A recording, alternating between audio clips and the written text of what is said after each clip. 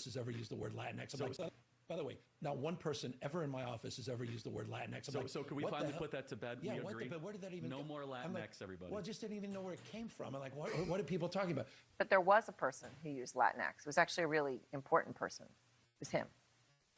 Right? Yeah, that's right. And look, these aren't minor shifts. These are progressive issues that Gavin Newsom used to champion until fairly recently. And now he's not just walking away from them. He's sort of acting like they were never legitimate with that clip talking about Latinx in the first place. But let's take Latinx. We did find somebody who used it repeatedly in his office. Let's take a listen to this.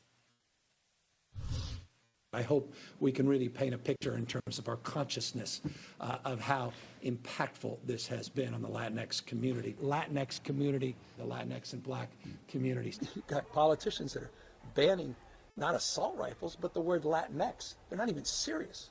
I love it. Good morning. Wake up and smell the hypocrisy. It's the Wake Up America show. Happy Friday. Fridays are very happy. You know why I'm happy? Because I got my smoking hot, redheaded libertarian wife Stephanie here, looking very good and very nice. Thank you. Thank you. Good morning, Pineapple. I'm just naturally beautiful. I literally get ready in like 10 minutes. It's another Buy a Hair Wake Up America show, but hey, we even started before 7:05 today. We've been running late lately, so nice job getting the baby to bed, Mama. Thank you. Yeah, she woke up right at 6 a.m., so had to feed her. But now she is sleeping and probably will be for the whole show. Yes, I see Drew Van Runkle over there. I see Cecilia H. I see L-Dub78. I see T-Mill22, Kermode Bear, Andy Opperman. All of our friends hanging out already in the live stream chat. What's up, peeps? You're Hello. the MVPs. You're number one. So, you know what nobody does talk about? Latinx. We were listening to a podcast the other day, and this girl's like, the Latinx. And I'm like, it's Latinx. What? Did we say Latinx now? I'm not sure. I think it was like a conservative chick. Yeah. She may have been Mary Morgan. I think she works for Tim Pool. Oh, okay. Yeah, she said Latinx. She might have been trolling, like tongue in cheek. Yeah, it might have been a joke because she's kind of like that. She's sort of like sardonic. That's her style. Okay. Yes. But yeah, she did call him Latinx, and I thought about that for a second. But then I was kind of like, she must be joking, right? This I know. Be a joke, right? I always think it's funny when these really super popular influencers, when they say a word wrong, but you and I have talked about that they actually do this on purpose. Oh yeah, to get more engagement. Right. Well, one of these guys that we follow on Instagram, he does recipes that he's like the keto guy. He's like the keto guy, so he does all these recipes that don't contain any wheat. Yeah. And so he always will use like ginger instead of ginger, right? And he does that because he knows. He must not be related to my family, because my family members, they actually say things without meaning to wrong. Right. Yes. So love to hear your thoughts on that. Drop a comment below. Over yes, here, a comment over we should just start changing up words. AP for Liberty. We should make our whole new language, like a new Elvish language, only for the Wake Up America show. That's actually not a bad idea. Yes. And only our viewers will know how to speak our language. Has Bill Burr gone woke? We've got a lot to discuss today. One of my favorite, I guess formerly favorite comedians has kind of gone off the leftist deep end. And I think it's kind of, I think the story is that his wife has his balls in her purse, is what I'm hearing. That's Bill Burr, Bill Burr. I mean, I used to really feel like Bill Burr was kind of speaking for me in a lot of his older comedy sets, and these days, I'm not always a fan of him. He's a little vulgar. Well, that's why I liked it. That's why we liked it. He hates women. Not anymore, apparently. Now he loves them. He goes on The View. Here, let me show you a guy. It's a guy who doesn't hate women, sweetheart. Take a listen. I don't know. It's a weird time when I just feel like someone needs to bring the boiling water down to a simmer. And everybody on both sides, like if you watch CNN, Fox, you go online, or you listen to politicians, it's all, And then you walk out on the street and someone's like, hey, how you doing? You're like, good. So I don't think they're living in like a reality. But is there anybody getting your ire up these days more than usual? Nerds. Yeah. The nerds that own the politician, all these tech nerds that want to build robots because they don't know how to talk to hot women, they're gonna take over the world. Remember that. We're gonna talk about that. Nerds like Elon Musk that don't know how to talk to hot women. That's his jab. They're gonna take over. They are literally gonna replace us. We're like beta right now, and they're coming out with like the VCR. And I think Elon has got the rockets going because they realize there's other Earths out there, and they're gonna trash this one, and because they don't have any concern for it, and they're gonna move on to the next Earth. And, everybody's going to be standing down here with your blue and red ties going, wait a minute, I was on your side, and they're just going to leave. Well, you were talking about death in your set. Do they not realize that they're going to die, these people? They don't realize that eventually I always everybody wondered dies. that about all religions, where they always talk about a wrathful God and, will send you to hell. And it's like, none of you guys are operating like you fear this, the way you run your religion. That's right. So I don't understand any of that. I'm just trying to be like chill. Somebody holds the door. Hey, thank you. He's changed. He's definitely changed stuff. Yeah, he's like an environmentalist now. He cares that we're trashing our earth. Yeah, it's a little... It just seems like he's got these certain speaking points that he wants to bring out. It used to be funny. They seem a bit forced. Well, at least they used to be funny. But I mean, even if I'm getting ripped on, if it's funny, I still laugh. Thank you to Cecilia. She wants to help unlock today's bonus content. Thank you, Cecilia. She says she's working on stuff. She wanted to send a rant to celebrate the day off. Lovely. Aww. Thank you for that. So only $70 left to unlock today's bonus content. Brad's been putting it together for us. Nice. Last couple of days. I'm interested to see it. Helping to grow the show. Today, we're going to talk about a lot of things. One of the things we're going to discuss is Donald Trump shuttering the Department of Education, federal Department of Education. We always talk about things when I'm in the shower in the morning. Yes. So today, this was the thing that we were discussing, and I just loved your reaction because you're like, "What's in the news today?" Oh, and I always say, "So what's going on today?" And I'm like, Trump. Usually it's bad, right? So, but today I was like, Trump shuttered the Department of Education, and you like pause for a moment. You're like, that's good. Yeah, because you're like, no, it's going to the States. And I'm like, isn't that a good thing? Yes, it is, darling. It's a wonderful thing. But of course, there's a lot of people out there who are... No, God! No, God! I'm sure my sister is not happy. She's a teacher. Here's the thing. I mean, anybody who's worried about it... First of all, I got a clip of Trump talking about the teachers. So he responds to that. But just think of it like this. I mean, teachers... we always hear from people in public life that they can make so much more money in the private market, right? And there's got to be a lot of Hebrew schools, right? I mean, there's got to be some good private Jewish schools. Yeah, there are, but not a huge amount of them. But I mean, still, they're out there. Yeah. Right? There's private schools. I mean, you could make so much more money in the private market than you can as a public school teacher. Sometimes. I know I went to private school in elementary school, but I don't remember exactly how much they made. The teachers, on average, make more at private schools than they do at public schools. Okay. Typically what it is that you get a pension on the public school, so it's like you're putting off making money in early life so that you can have a pension to take care of you in later life, which is what a lot of people work in public life for. Yeah. We're going to talk about the teachers. Trump actually made what I thought was a very nice statement about the teachers. Probably would have been nicer than what I would have said. And I think that, it's going to be a good conversation about what's going to happen now and whether or not what Trump is doing, whether or not he'll actually be able to get away with it. Of course, it was created by Congress. So that means that it can't be deleted unless through an act of Congress. And of course, there's like $1 trillion in student loans that are managed by the Department of Education. Oh boy. So that still I know a lot of people that have student loans and they want that loan forgiveness. Right. So, well, they're not going to get that. But we're going to talk about the Department of Education today. Yes. And they are worried about the interest rates of the loans. Oh boy. Good morning, pineapples. Looking very good and very nice. In Jam 77 decided to wake up and join us. Dad Bod Baboon and Brad Beckman all hanging out in the chat. Guys, click the like button. Yeah. Support the Wake Up America show. by dropping a rant and help us to unlock the bonus content. You know the rules. If we hit $75 raised by the end of the show today, then you will unlock today's bonus content. Got my Matlock shirt on today. Matlock?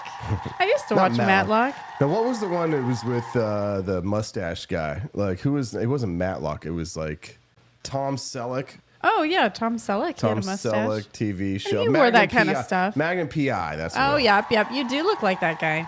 Matlock is like Andy Griffith when he's like 80.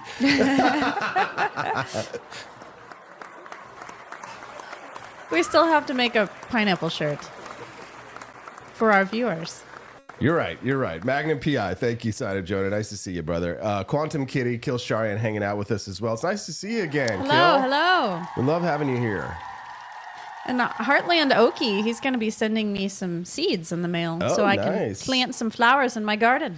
Nice. So let's continue our discussion here on Bill Burr. So Bill Burr, this is him. He goes out on The View, and the old Bill Burr, he roasts the people that are interviewing him a lot of times. Like so, and you would expect that a guy like Bill Burr who goes out there and makes stand-up comedy about hitting women and doing things like, you would think that they would not get along on The View. So no. So you know that he's surrounded by a group of women here. Yeah, well, he's in a very vulnerable place. These are not just any group of women here. These are The View, right? These are harpies. And if you are not left wing, they will destroy you. Yes, these are very estrogen driven women. Right. And if the ladies of The View are being nice to you like they were, then you know that he has submitted to their opinions about things. But you know who never submitted to the left's opinions, and certainly not the ladies of The View?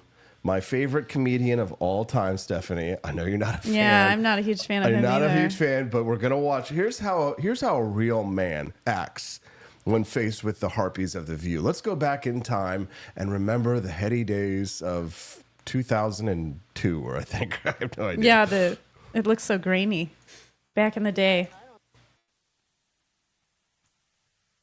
Yeah, I think we should get the homicide out of the White House and get like a fresh start, because we don't want any more murderers. I think we should just go on to the next question. Murderers. Yeah. Barbara Walters Walters. murdered a guy. Yeah, you know, we're not allowed to. You're not allowed to put out no accusations without. That's a little darling. too far. That's the way it does work. Let's just go on to the next question. Yeah. This is not my week. What can I tell you? Oh, it's not mine either, and I'm being very nice. Okay. Be a good boy. Now, Norm. Do you never hear that? No. Listen, No, we don't need I to don't want talk to get about into that. this, and I don't want to hear it, and this is not the place to make those accusations. And you're supposed to be funny. Let's get on to the next question. So get with it. There you go.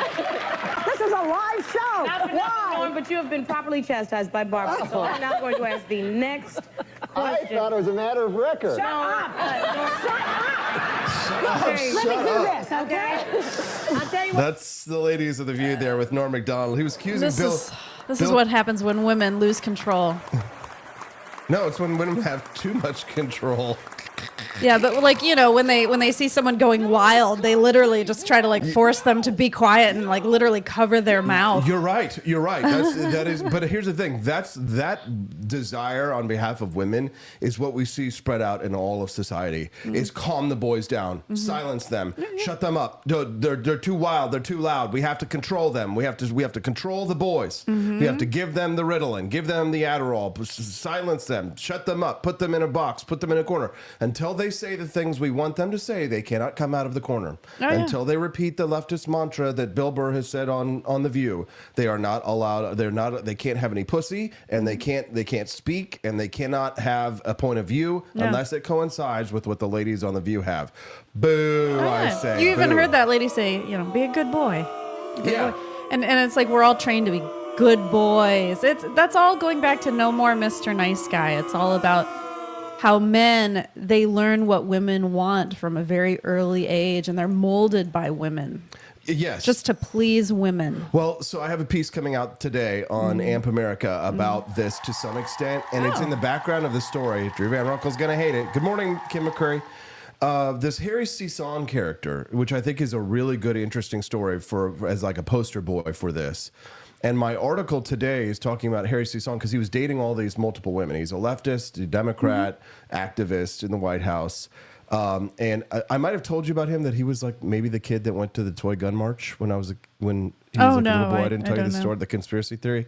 Okay, well, we won't get there yet. So Harry Sisson, so this story today is saying that my belief is that the reason why so many young men adopt left-wing views is because they're trying to get laid.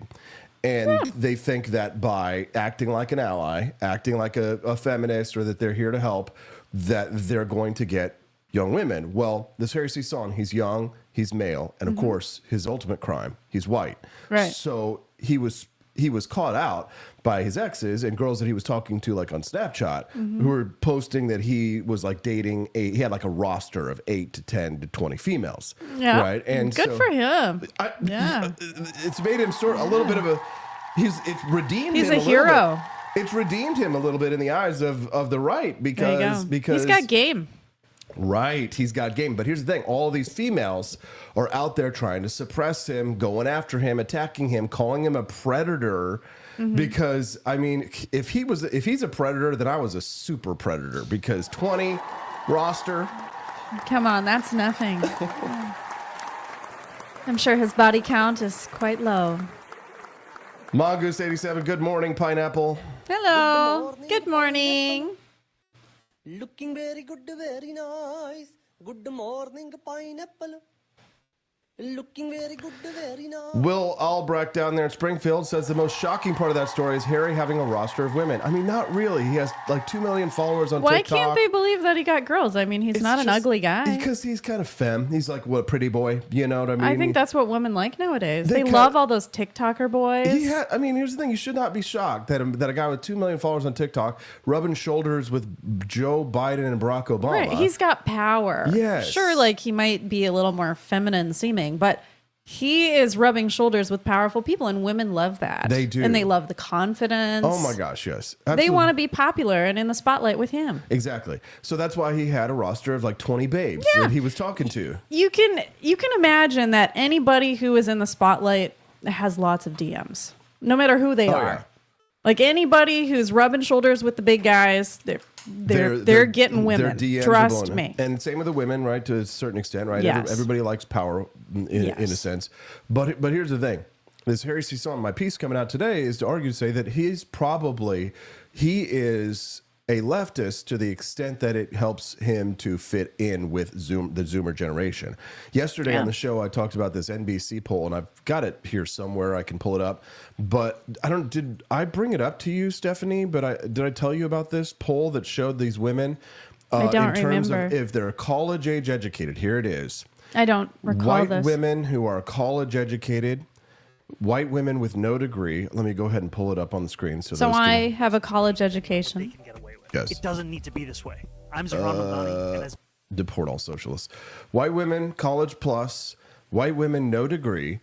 White men, college plus. White men, no degree. Okay. And it's their opinions on things like Trump, Vance, Musk, Doge, the GOP, Zelensky from Ukraine, DEI, and the Democratic Party.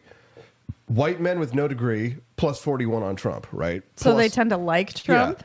Yeah, if they have no college degree. It's the men that are out in the rural areas shooting guns. Our neighbors, us, me. Well, actually, I'm. You have a college degree. I do have a college degree, actually, but I fit in really well with like the folks out here, except when I'm wearing shirts like this. Right. JD Vance. Yeah, you're a little too fashionable for the men who live in rural areas. Well, there's a reason why they put me on the radio. You know what I mean? You got to put the freak on the radio. You don't put like the normal guys out there. Right. Elon Musk plus 33, Doge plus 31. This is non-college educated. Okay. Republican Party plus 25. They don't like the Republican Party as much as they like Trump. That makes sense, right? Zelensky -5, so not fans of the president of Ukraine. DEI -40, not big fans at all. -58 with the Democratic Party. White men, no degree. That's going to take a lot. They're not going to vote for Democrats again. So if you have no degree, that doesn't necessarily mean you're stupid, because I know a lot of people equate stupidity with lack of education. A lot of people do, and that is a big mistake. That is a big mistake. Here is white men with a college degree. You can see it goes +1 Donald Trump, -1 Vance, -6, kind of neutral, -2 on Doge, -11 on the GOP, +11 on Zelensky, DEI, -17, Democratic Party, -38. They still don't like the Democratic Party. Democrats, right? So most men just don't like the Democrats. That's right, men, and they have a huge man problem. That is a big part of the national conversation right now, and that's why you saw the clip in the beginning of the show where Gavin Newsom was saying, "Who's talking about Latin X?" Ha ha ha! You know, because he knows that there's no path to the presidency without any white male voters, because we are still the majority of this country. Absolutely. White people, but white females. Yeah. There's like a higher population of women than are men. White women with no degree. Now this is interesting, Steph. White women with no degree, they like Donald Trump, +14. Okay. Oh, you're making faces.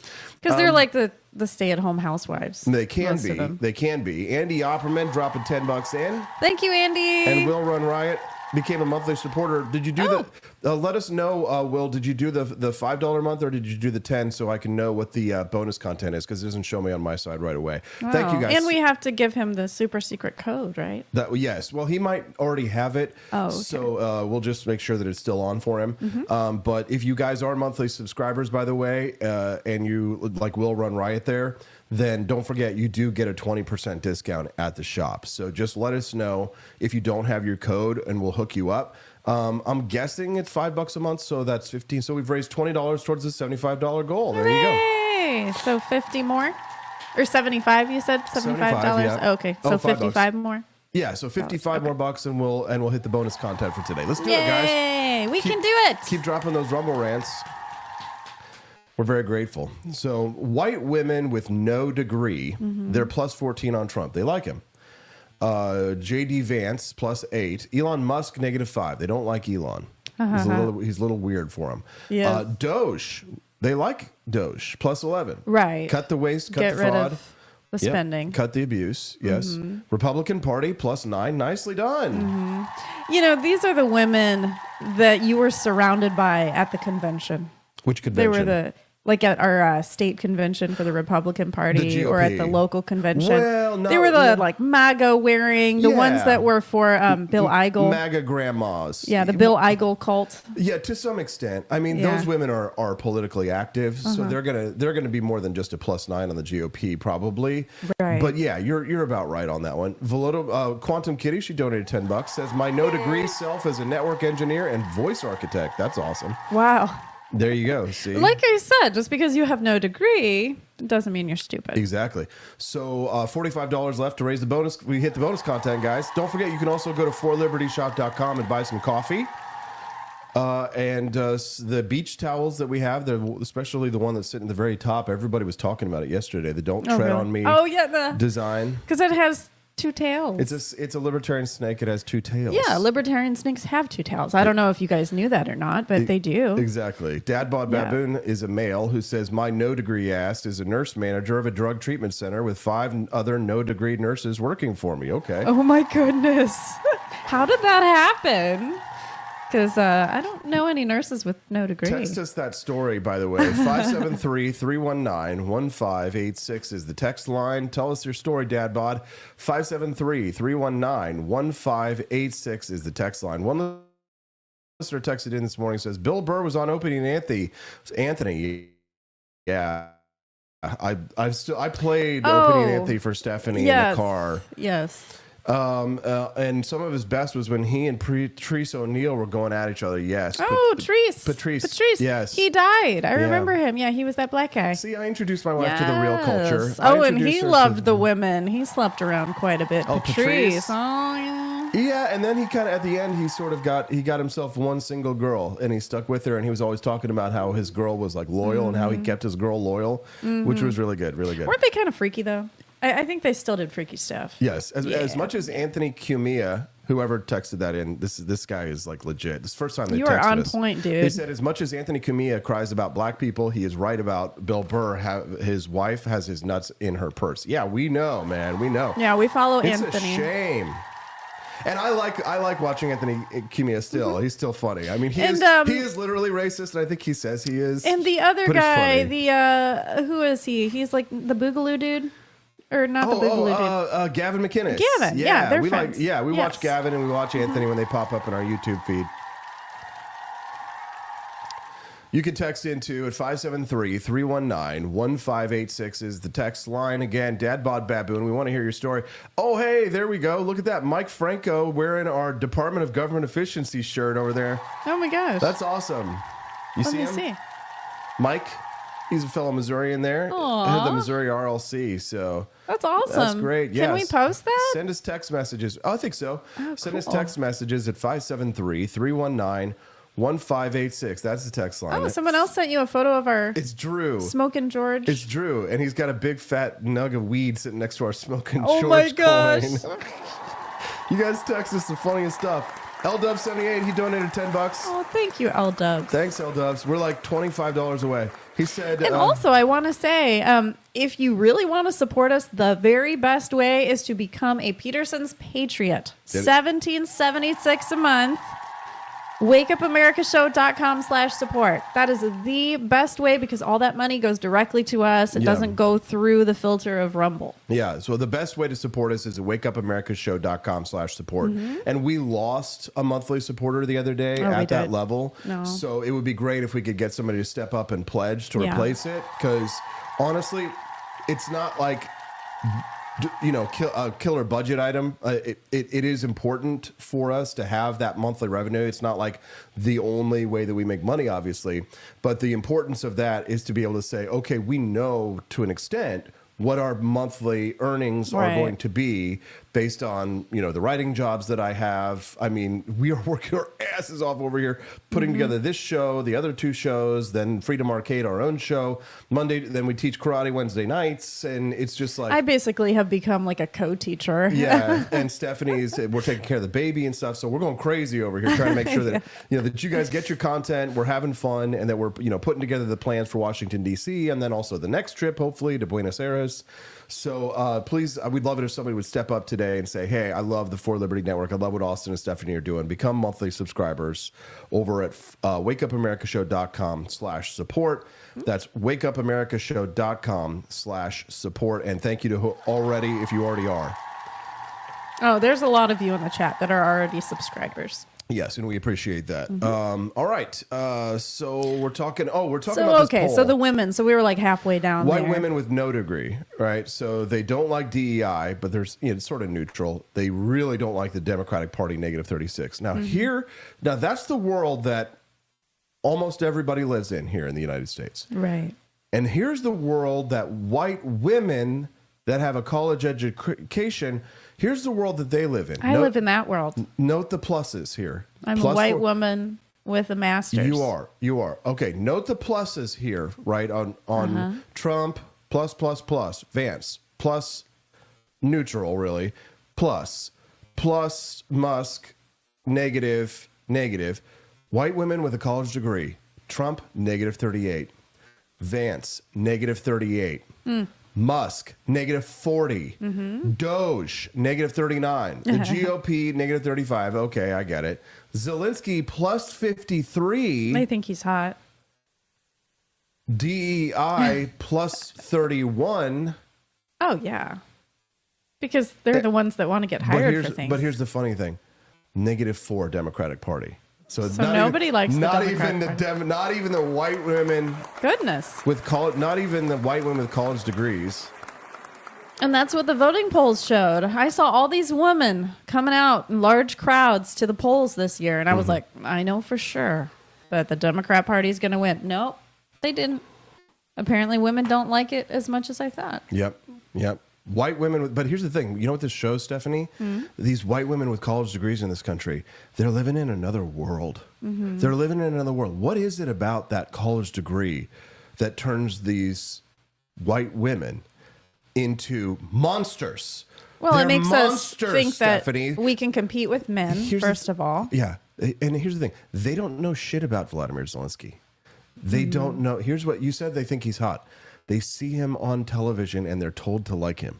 That's why they like him. Yeah, and most of these women listen to NPR. Right.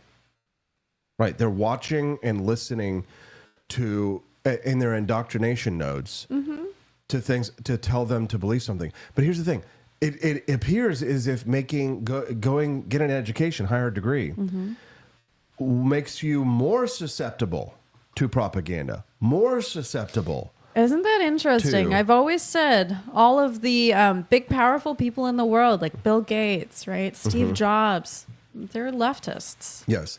And I never understood why these super smart geniuses would fall for this. Well, it's because it plays. Well, first of all, I think when it comes to college-educated white women, we're talking about this concept. Remember yesterday that phrase, suicidal empathy? Yeah, I don't know exactly what it means. I didn't watch that part. That's okay. Yeah. So is it just like you're so empathetic, almost to the point of, almost to like a really bad point?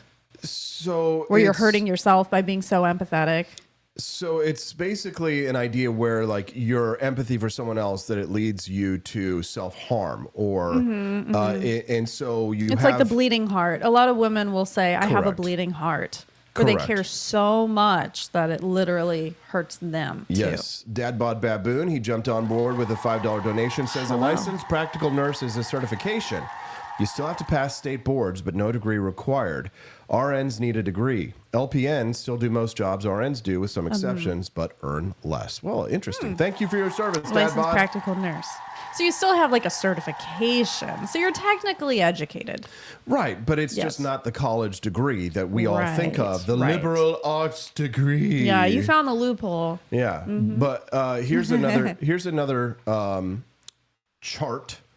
This is the gap in 2024 support between women and men, Democratic support by age, split by race and gender. This is 20-year-old white men are now more right-wing than a 75-year-old white man. So here is POC men down here, people of color, males. POC women, the support for the Democratic Party. White men and white women, here it is, okay?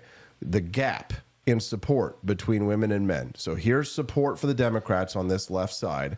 Here's your age over here on the right, okay? Yeah. So in other words, you can see down here, white men, right, and white women up here. White men, support for the Democratic Party, men in their 20s compared to men in their 70s, right? So that's the boomer effect, okay? And I know there's boomers in the chat that are getting mad at me. Not all boomers, and boomer is not just, it is crossed from being a generation now to being a mindset. I get called a boomer sometimes. I have some boomer opinions. So I just want to say, like, I could be called a boomer sometimes. But suicidal empathy, right? This is what these females have. Suicidal empathy. See, they vote for policies that are actually self-destructive. They vote for policies to release violent criminals onto the streets. And then they go and get assaulted in the streets, and they wonder, how could this happen? How did we get here? Like Anna Kasparian, perfect example. Remember, she got assaulted by a homeless person on the streets. When she came and talked about it publicly and spoke out against letting violent criminals roam free on the streets, dealing with the homeless problem, she was branded a racist. She's being excommunicated. She's a college-educated white woman, right? And she's getting a reality check now. As to reality. So this is what these young men are dealing with these women that are plus 58, or and negative 58 Trump, negative 50 Vance, negative 30 Doge, negative 50. They're living in a different world, Stephanie. Yeah.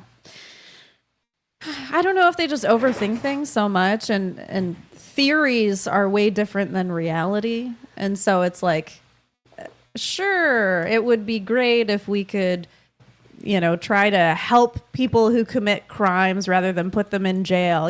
Help him. He just needs therapy. He needs to be rehabilitated. That's how the women think, right? They just feel bad for everybody and everything. But that's not how it always works in reality. If somebody does something bad to you, they need to suffer some consequences here. Amen, Stephanie. There's some statistic I read recently. I've got to try and find it again. It was about how in New York City, there was a study that was done that showed that a tiny, tiny minority of people in the city commit the vast majority of the crime. Oh, I'm sure. And here's the thing. If you put all of the people who commit the majority of the crimes into jail and didn't let them out, like something like 80% of the violent crimes that occur on the street would go away. But they don't. Yeah. But because of the Democrats' soft on crime policies, the city is overrun with crime because they keep letting the people out who commit the majority of the crimes. Right. Right. But who's voting for policies like that? The women. College plus educated white women. Right. That's who's voting for those policies. Yes. Yes. And then when they're about to be attacked, they're like, come on, man. Here, this man over here, he needs to protect me. Come on. Yeah, exactly. Lay your life down for me. Yeah, exactly. Exactly. Why isn't he defending me? It's the white male that's the problem, not the swarthy Turk. Right. Not the if only the swarthy men Turk. would defend these educated women, we wouldn't have these problems. Thank you, Stephanie. Where is chivalry? Yeah. See, I married this woman for a reason. Welcome to the Wake Up America Show. I'm Austin Peterson. We're glad and thankful to have you here. Yeah. Good morning, Pineapples. We're only $20 away from unlocking the bonus content. It's only $7.36. We're going to get it. I think we're going to get there, guys. Yes. So please do continue to drop those Rumble rants. We're so grateful when you do. And go shopping at forlibertyshop.com. That's the number for libertyshop.com. Be glad to have you here. So we're talking about Bill Burr. We're talking about, we haven't talked about the Department of Education yet. We're going to get there. Oh, yeah, that's a huge news piece there. It's a big, huge news story. I honestly don't even know the implications of this new Department of Education news. Let's get into it. I don't know what's going to happen because of it. We can come back to Bill Burr later. Let's hit the Department of Education stuff. We're going to be returning education very simply back to the states where it belongs, and this is a very popular thing to do, but much more importantly, it's a common sense thing to do, and it's going to work. Absolutely, it's going to work, and I can tell you from dealing with the governors and others in the state, they want it so badly. They want to take their children back and really teach their children individually. Probably the cost will be half, and the education will be maybe many, many times better. So Trump signed an executive order on Thursday directing the Education Secretary Linda McMahon to dismantle her department. Oh, my God. Oh. Yeah, I saw Corey DeAngelis and his family. Isn't that wonderful? Were specially invited. Wonderful, yes. So a Gallup poll that came out recently, January 2nd through the 15th, 1,000 U.S. participants, said Americans' views on the quality of public education, satisfied or dissatisfied, 24% satisfied, 73% dissatisfied. No. I mean, we're continuing to have these conversations about baby Hazel and what she's going to do for school. Sure, homeschool sounds great, but it's a lot of work. Yes. It's a lot of pressure on the parents, for sure. It's a big question here. I want to just make one little personal statement. Teachers, to me, are among the most important people in this country, and we're going to take care of our teachers. And I don't care if they're in the union or not in the union. That doesn't matter. But we're going to take care of our teachers, and I believe the states will take actually better care of them than they are taken care of right now. They'll work all sorts of systems and even merit systems. Those great teachers are going to be maybe a little bit better rewarded, or maybe that's the way it should be, but the states are going to make that decision. But we're going to love and cherish our teachers along with our children, and they're going to work with the parents, and they're going to work with everybody else, and it's going to be an amazing thing to watch, and it's really going to be something special. And I like how he said that. You know, I know teachers get a bad rap. They really don't make that much money. A lot of teachers I know, they might make $30-something thousand a year. Yeah. And they can barely make rent. So it's, they're really not rewarded that much, but they also don't work year round. That's the thing. So a lot of them have to work summer school to make up for their lost money. So do you know who Linda McMahon is, the woman who took over the Department of Education that Trump is telling to shut down the department? No. Okay, so our friend Ashley Ann was asking if I would explain to you who Linda McMahon is. So she took over the Department of Education. She's Secretary of Education. We might have gotten bumped up on the front page of Rumble because we just jumped 100. It's because we're talking about DOE. We are talking about Department of Education, and many of them might be also interested in the conversation we've been having about Bill Burr. Yes. Which, if you want to hear it immediately, then back it up a little bit. We're going to talk about it again a little bit later. Oh, boy. But right now we're focusing on the shuttering of the Department of Education. It's a huge story. Wow. How many people are watching? A couple hundred. It was 100, and then it just jumped to 200. Oh, nice. So they must have bumped us up to the front page, Yes. and we're grateful for that. And if today's your first time watching the show, we hope you'll click the follow button before you leave today. I'm Austin Peterson. This is my wife, Stephanie, and we do Good Freedom morning. Family Friday. Yep, there go the numbers exploding. Ah! Welcome to the Wake Up America show. I'm the host of this show. They call me AP for Liberty, and this show is 5 days a week, Monday through Friday, 7 to 9 a.m. Central Time. It's a 2-hour live show. It's fun, it's funny, it's educational. We've got incredible guests on the show, and Fridays are a special day when I bring my smoking hot redheaded libertarian wife Stephanie on the show to be a little eye candy. Oh, thank you. Wizard Greg is here. Yeah, Wizard Greg says love the show. Guys, so do me a favor. Hi, Wizard. I've never seen you He's before. been here a little while, guys. Oh, okay. Britt Wolf is here in the chat. Nice to see you guys. Oh, that's a new name, too. For all the people who are here who are regulars, do me a favor and go out and find a buddy amongst the hundreds of new people that are joining the show live. Find a buddy, invite him in, tell him how much you love the show, and convince him to become a regular guest. And let's get back to the stories. We're not going to waste any time. So Linda McMahon, Stephanie doesn't know who Linda McMahon is. No. Right? So she's an American businesswoman. She's been in the political world, but her background is in professional wrestling. And she's in the DOE? So she's the head of the DOE, and her former job was to be working with her husband, Vince McMahon, as running the professional wrestling circuit. Why would she? How is she experienced enough to be in this? Who cares? She's shuttering the department. Let's just do it. Don't think, Stephanie. Just go. I don't know if I really approve of that. Hell, I want somebody who actually knows about education. Silence, woman. So she married Vince McMahon in 1966. They've been around. And then they How old is this woman? She's pretty old, Oh, right? boy. So she served as the president and then later the CEO of the World Wrestling. I don't know what the letter E stands for. I didn't watch wrestling, but I do have a friend who is a professional wrestler, Glenn Jacobs. Oh, yeah. There's a video of our buddy Glenn actually body slamming Linda McMahon. It's out there. We'll see if we can find it. Brad Beckman, I know you're out there in the chat. Yes. If you can find the video of Kane doing the tombstone for Linda McMahon, send it to me at the text line to the show, and you can text. Anybody can text the show at 573-319-1586. Again, the text line is 573-319-1586. 1,700 people watching the Wake Up America show live this morning. Thanks, Rumble. We appreciate you guys. Thank you. So McMahon, she got into politics. She ran as a Republican candidate for Senate in 2010 and 2012. She lost both those races. And then Trump appointed her head of the Small Business Administration in his first term. Okay. And she's been active in Republican politics. They donate a lot of money, of course, to the Republican Party. Wrestlers seem to love politics. That's what I've learned. Well, you know what? A lot of wrestlers are very intelligent people. They are not the fools that they sort of appear to be. Wrestlers and Playboy bunnies. Like, you have a lot of Playboy type people that follow you, and they're very liberty minded. Oh, you mean all those Playboy bunnies that are following me and chatting with them? So I'm saying wrestlers and Playboy bunnies, they all seem very political, and they like to think about things and have discussions, which is very surprising.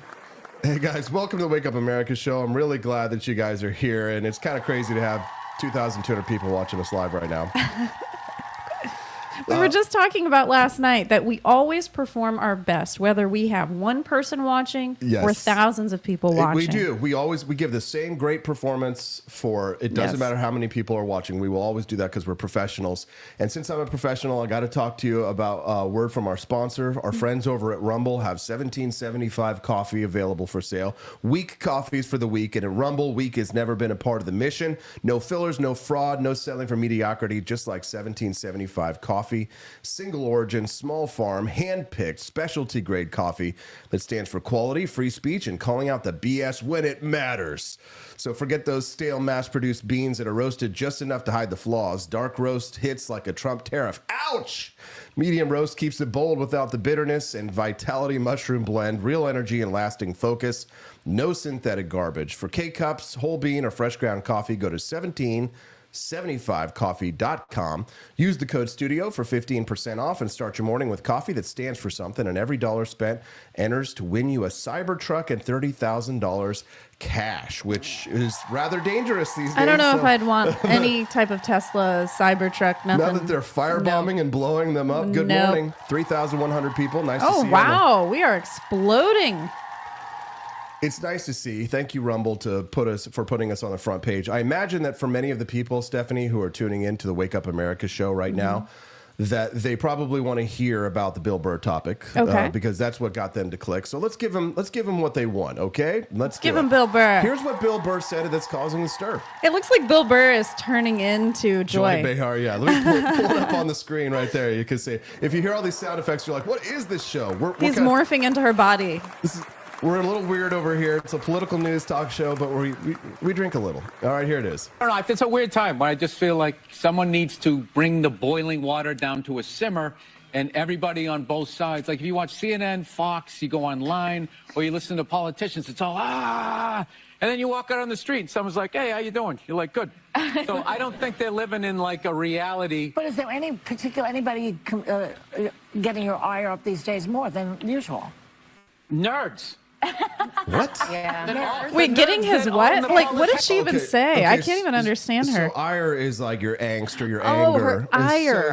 Is there anybody that's like getting the hackles up on the back of your neck, right? Oh, so that's what Joy... She was just stuttering so much I couldn't even understand her. All these tech nerds that want to build robots because they don't know how to talk to hot women they're gonna take over the world.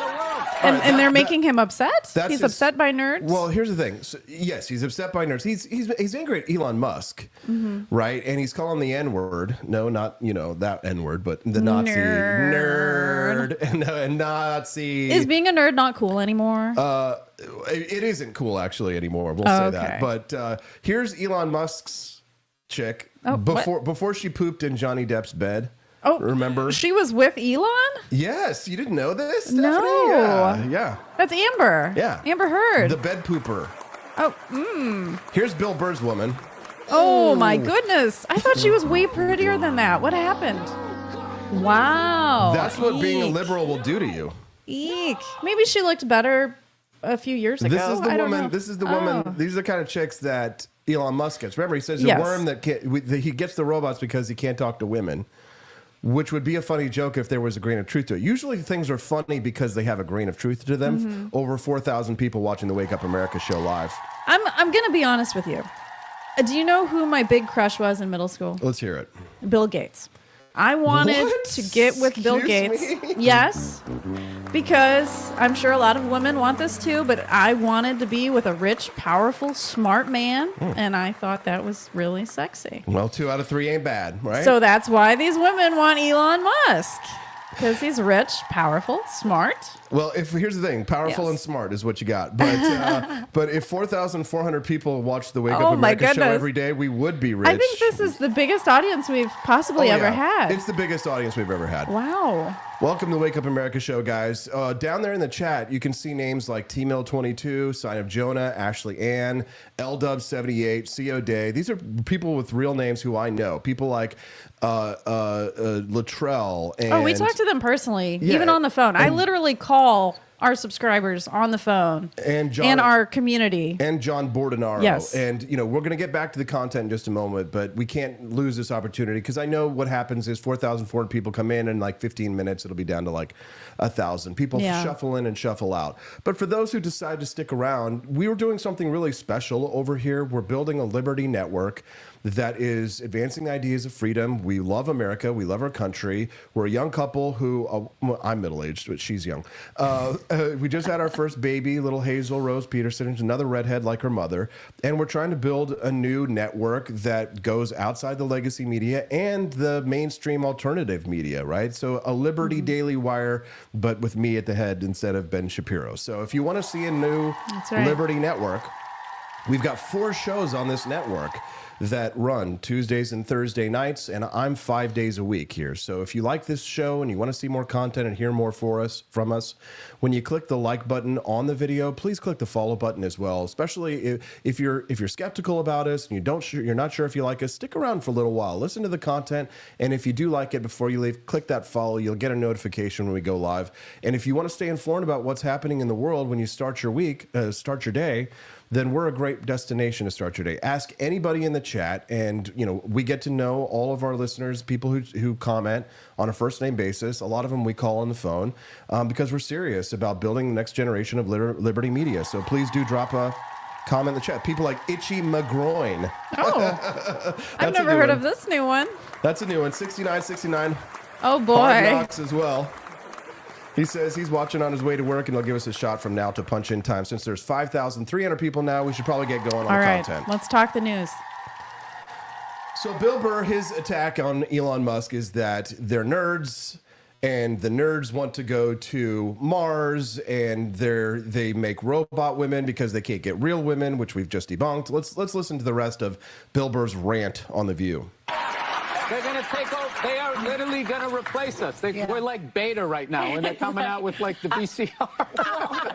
And I think Elon has got the rockets going because they realize there's other Earths out there, and they're going to trash this one, and because they don't have any concern for it, and they're going to move on. They're going to trash this one. They're going to trash this Earth. They don't have any concern in it, even though Elon's whole big deal, his whole claim to fame is an electric car company, which admittedly not necessarily that great for the environment.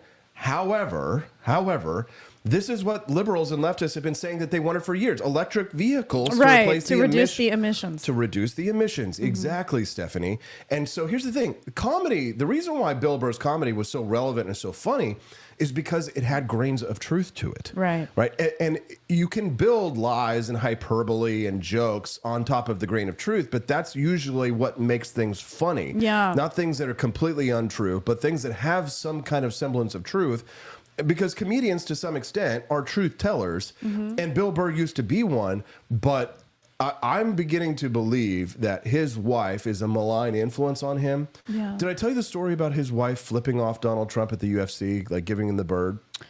I think, yes, I did see a video of that. Yes. So his wife, Nia, is very liberal. If you listen to the podcast, she comes just like you come on my podcast. Yeah, I hear her chime in the background. Yeah, because I'll listen to his podcast and just try and get a little bit of inspiration, get a little laugh for my day. When I'm mowing, I'd listen to Bill Burr. He always reads his advice to people in relationships. People always write into him, and then he's like, all right, here's what I'm going to do. And he says all these F-bombs left and right.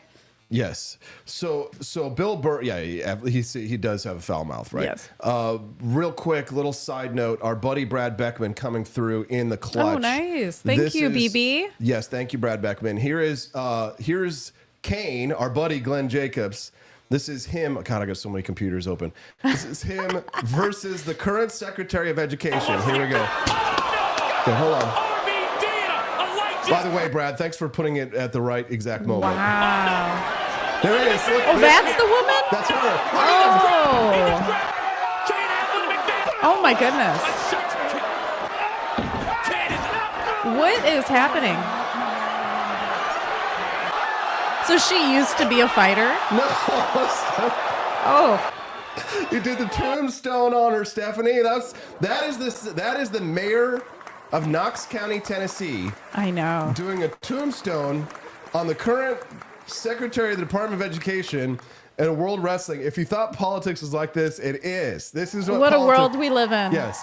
Oh boy, this is how we should handle disputes in the White House.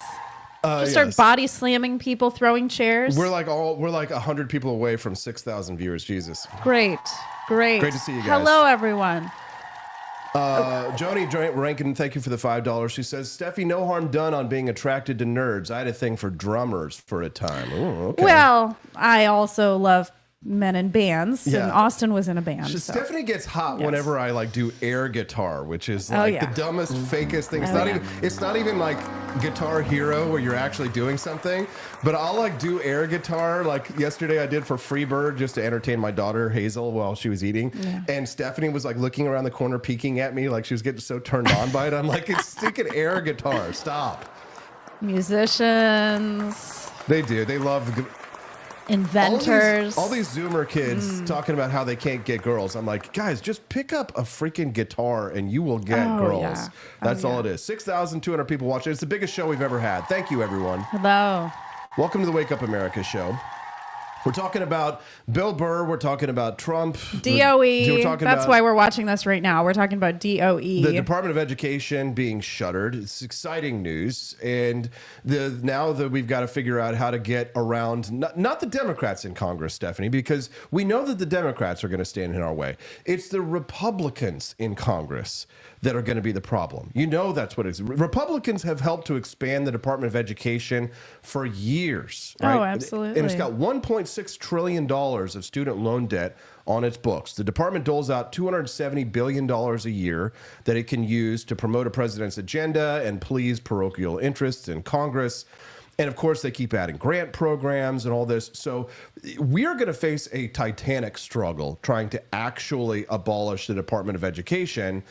Because not just because Democrats are going to stand away, they always will. It's because Republicans will too. I mean, most people in this world, they have student loans. It's true.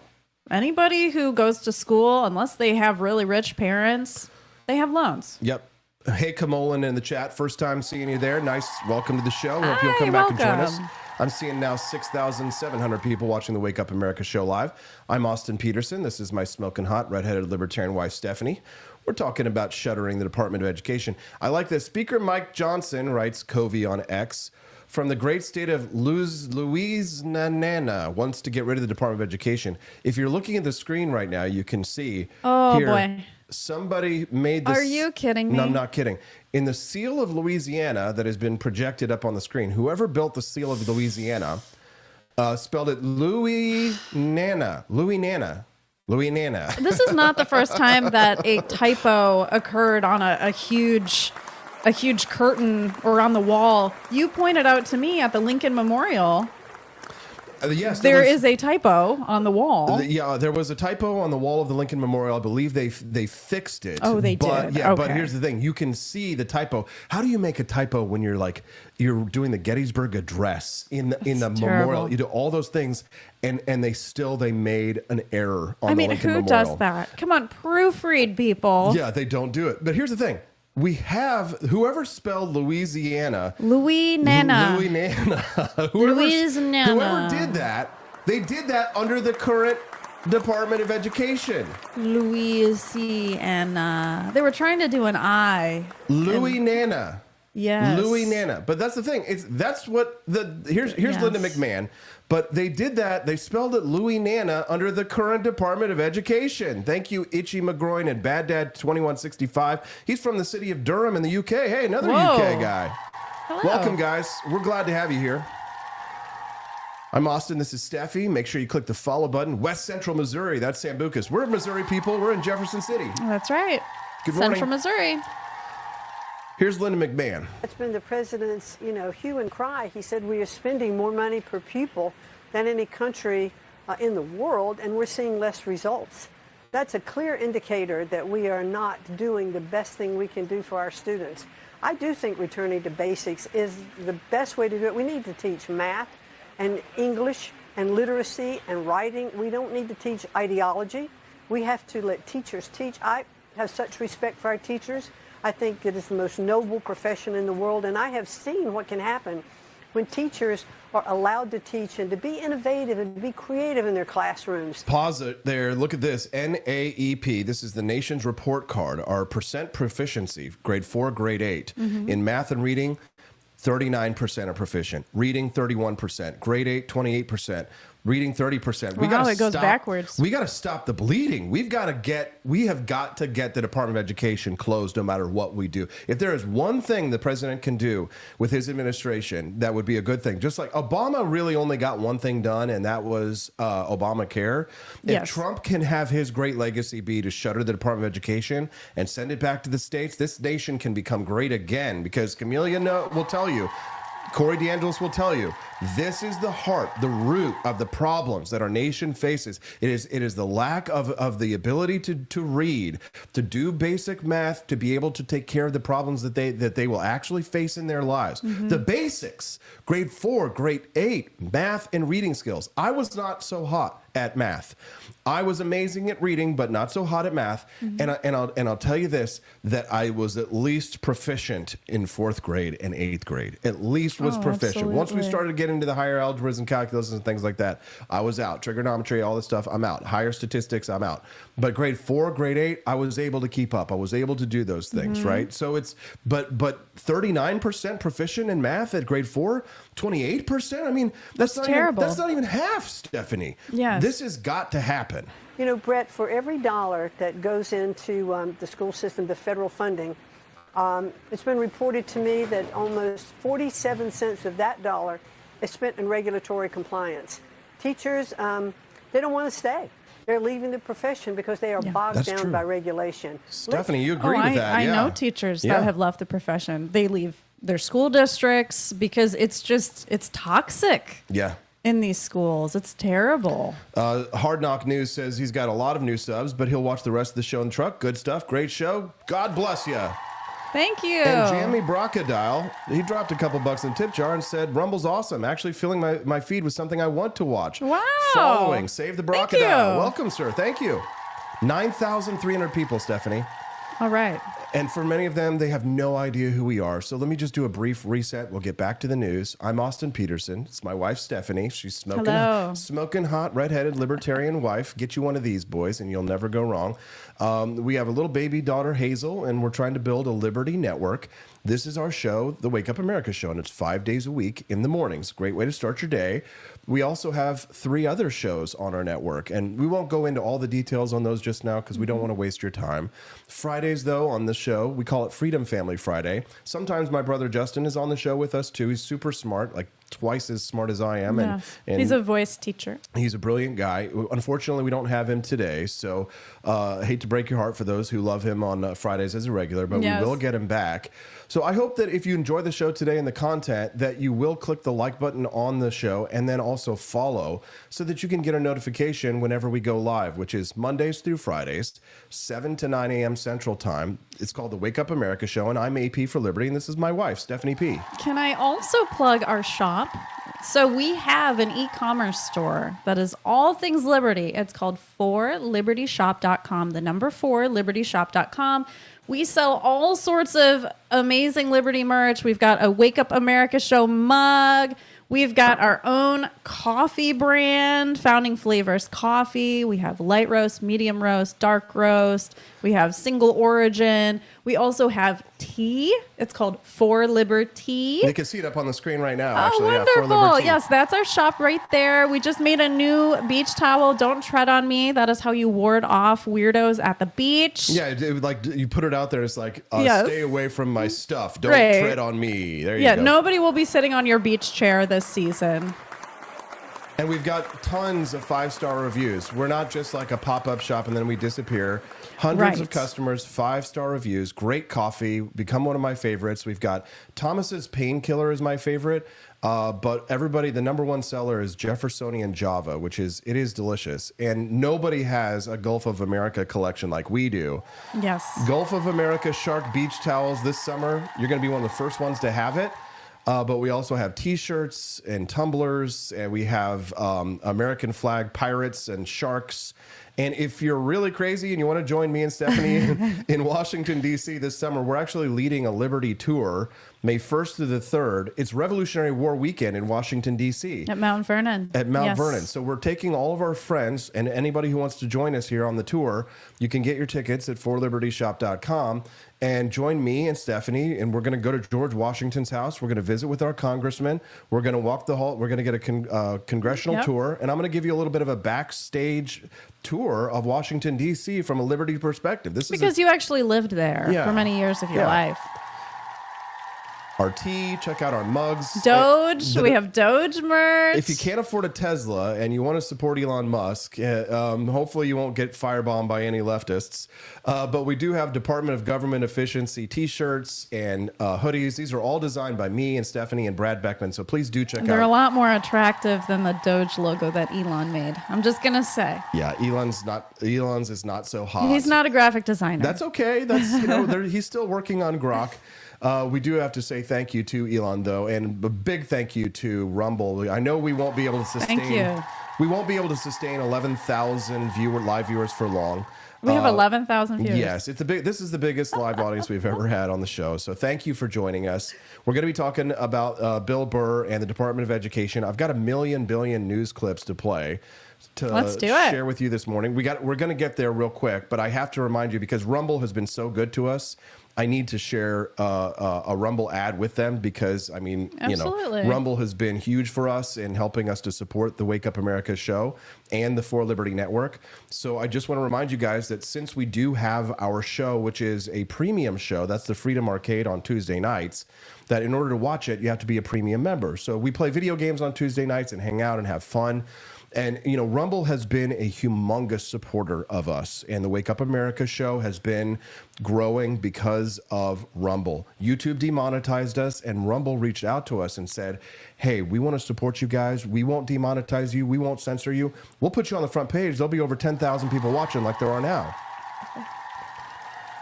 Yeah, YouTube demonetized us forever. Yes. Like, there is no coming back from that. There's no coming back. Demonetized forever. And so it's time for us to go all in on Rumble, and we're here. And we're members of Rumble Premium too. Oh, yeah, I am.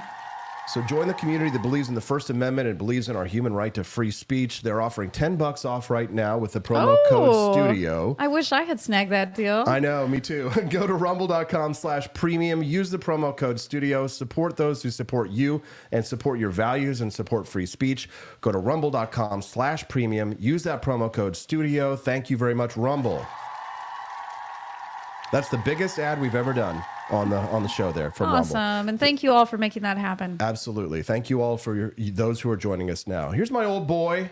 When I was a little boy, my dad took me to Kansas City, and on the tarmac, I was sitting on my father's shoulders, and I still remember it. I was a tiny little boy sitting on his shoulders, watching this man get off of Air Force One.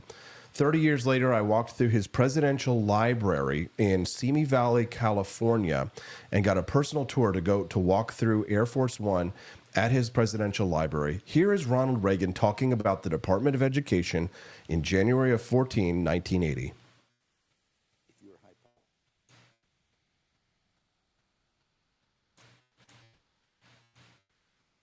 Well, we just lost sound. Hold on. Oh, that's why. You have to actually put the video up on the screen. There we go. I propose, and would have already started, if your hypothesis is correct, a planned and orderly transfer back to the states and local communities of functions the federal government has usurped and which it has proven it is incapable of operating. And one of the first of those would be welfare. One of the second would be in the field of education. I would like to dissolve the $10 billion National Department of Education created by President Carter and turn schools back to the local school districts where we built the greatest public school system the world has ever seen.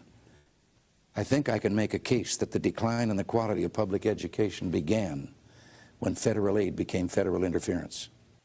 There you go. What do you guys think? He believes what Trump believes. Yeah. And we believe, too, libertarians, we believe states can do things the best. Yeah. You don't need big government. Well, especially when it comes to something like education, the education department, that needs to be left to the states. Yeah. That needs to be the kind of thing that that a teacher can teach. I mean, it should come really down even to the teacher. I mean, schools could set their own curriculums and things, but there doesn't need to be a mass centralization. I mean, it's the hallmark of a totalitarian state to have a completely centralized education system, right? Because the government's never going to teach you how to overthrow the government in the government schools. Oh, of course not. This is the head of the teachers union, Randy Weingarten, commenting. Take a listen. Of overly broad school closures. That's one of the big examples. I'm sorry. This is her whitewashing her record in regards to school COVID closings, right? And here, but next to it is her complaining about school closings. This is now they're trying to change their record. The Democrats are trying to change their stripes. Closures. That's one of the big examples. And that has fueled a lot of animus towards the Department of Education, towards teachers' unions. Do you reflect on that? I mean, what are you taking away from that in the position that may have fueled sort of the support that allows President Trump to be in a position to do something that you find so problematic, like eliminating the Department of Education? That's a great question, honestly. So what she's asking her is, do you think that the pandemic policies of the education and the stunted education and reading and math of these young people today had a lot to do with these COVID policies, and that the COVID policies themselves have what contributed to people's public opinions of why? 100%. Now listen to how she answers this. In all intents and purposes. So, Brianna, COVID was a terrible time for us. And as you know, because I was on your show a lot and other shows, I wanted schools to be reopened as early as April of 2020. The issue was the fear and the issue was the safety issues. But COVID has really hurt in so many ways. But this has been a Republican talking point for a long time. And in fact, reckless, callous, cruel teachers chief denounces Trump's plan to reopen schools. That was in July of 2020. But Stephanie. she's saying she wanted the schools to be reopened. When exactly did she say? She said in 2020 she did want the schools to be reopened, right? Let's hear it. Problematic, like eliminating the Department of Education in all intents and purposes. So, Brianna, COVID was a terrible time for us. And as you know, because I was on your show a lot and other shows, I wanted schools to be reopened as early as April of 2020. The issue was April, May, June, July. Really? And a few months after April, she's still saying she does not want them to be reopened. That is the article in The Guardian. There's the date right there, July of 2020. Angry AFT president Randy Weingarten tells Guardian proposal from Trump and Betsy DeVos could result in teaching exodus. She said April, that's July. She's a liar.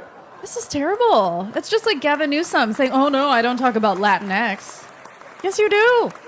Yes, you do. Like, what if you showed Randy the article right there? Would she be like, oh, that's not me? You know what she'd do? She'd say, oh, I misspoke. I meant July. I meant August. Right. Oh, COVID just stressed me out so much. I had COVID brain. I couldn't think. Oh, yeah, I was sick. I had COVID long brain. COVID. Oh, yeah. Yeah, I didn't wear my mask enough. Yeah. Yeah. Right. It's amazing how much people are really trying to retcon their positions on this one. Here's our favorite Mark Cuban talking in 2015 about the cuts that he would do. That's not Mark Cuban. No, that's not Mark Cuban. Oh. That's not Mark Cuban. Here, listen to this. Yes. That's Mark Cuban. Steffi, these are how Democrats are now trying to whitewash their positions to be more palatable, because they know that the Democrats have lost every cultural cachet. Even the college plus educated white women that we were talking about earlier that are so heavily left, even they don't like the Democratic Party. Correct. Here's Mark Cuban in 2015 talking about cuts to government. Is the government too big? Yes. Is the government inefficient? Yes. If for every, I'd rather the government have one half the employees and just write checks to people. I'd rather, you talk about what would you do as the president. Probably the third thing, I would take all these services we have and I would say to everybody, okay, here's 2 years, 3 years severance, and then I'm going to take 75% of what's left and just consolidate it all together. Wow, that sounds quite familiar, doesn't it? It sounds Did almost... Trump take a page out of his playbook here? It sounds as if it's exactly what Trump has been doing. I mean, Trump was actually more generous. And write everybody who qualifies a check. You use that money over, but I'd get crushed by all the unions, right? Because this They is would be anti. on your side. Yeah, this would be anti-union. They control votes now. Yeah, A lot of exactly. it. But the one certainty is government's too big, government is inefficient, and there's ways to cut back on the amount of money you spend. So what does it take to pay for all the services we as a country feel are legit for our citizens, whether it's healthcare, security, whatever it may be, and what's the best way to do that?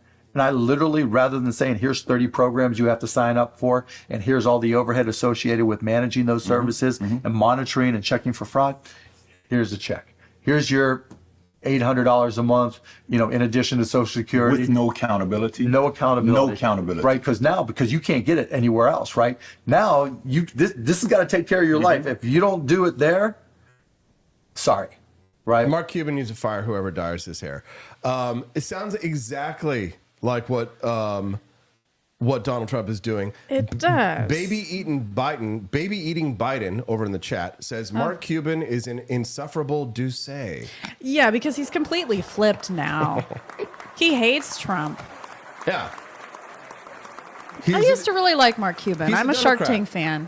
I know, it's sad. It's like whenever you like one of your famous rock stars. It's like me watching Bill Burr.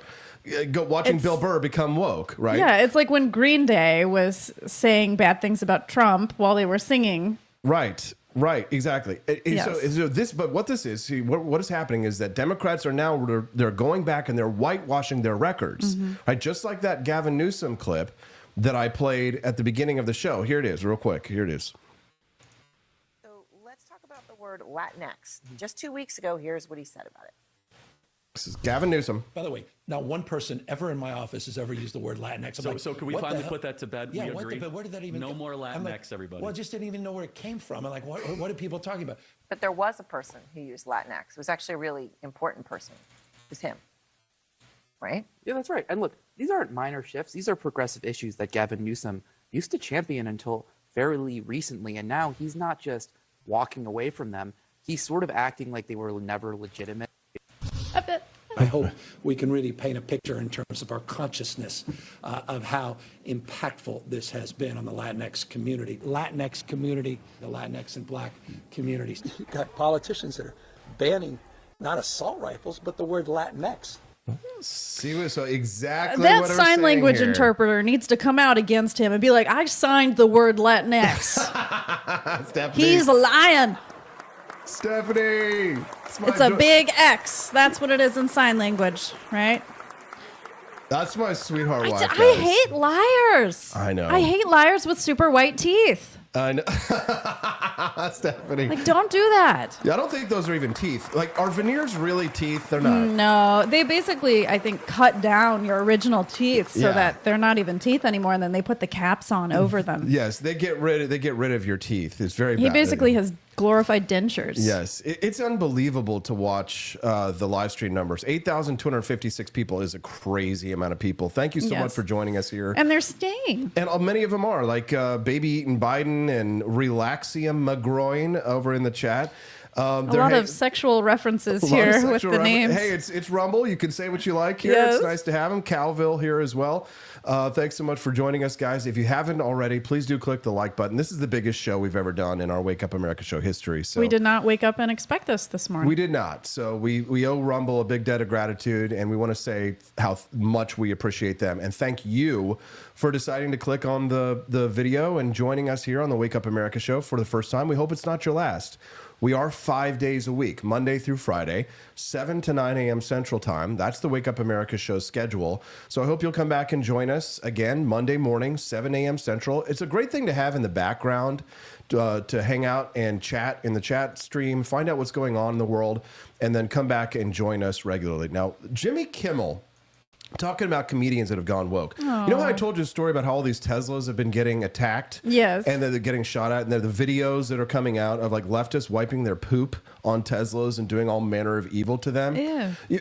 Only one Democrat has come out, Stephanie, and said that these violent attacks on Teslas are wrong and we should not be encouraging this act of Private terrorism. property. Hello. How do you think Jimmy Kimmel what do you think Jimmy Kimmel is saying about it? He does not like Elon Musk. Well, yes. So do you want I think he's cheering on these people who are vandalizing All right, cars. that's your guess. Take a Yes. listen. Even been on incidents of arson. Someone lit a bunch of Teslas on fire. And here's the thing. I get that people are upset. Burning a car might not be great for the environment. I don't think that's what they had in mind when they invented the electric car. In Las Vegas yesterday, someone threw a Molotov cocktail at a Tesla service center. At least 5 Teslas blew up. 1 from the Molotov and 4 because that's just what Teslas do sometimes. And no one should be setting fires. You could kill somebody. You could hurt somebody. Elon Musk might not care about other people, but decent Americans should. The world's richest man, has been trying to drum up sympathy for himself lately. His sales are down. His stock is down. Last night, he was somber as he went through this with Sean Hannity. Tesla is a peaceful company. We've never done anything harmful. I've never done anything harmful. I've only done productive things. So I think we just have a deranged... Why are they laughing? Because they're college plus educated liberal white women, Stephanie. They're This laughing. is in Kansas City, Missouri. This one was, yeah. Kansas So, like, City. your dad could have been driving by this. This is where your dad lives. People could absolutely be killed by what's happening here. So this was in Kansas City, Missouri.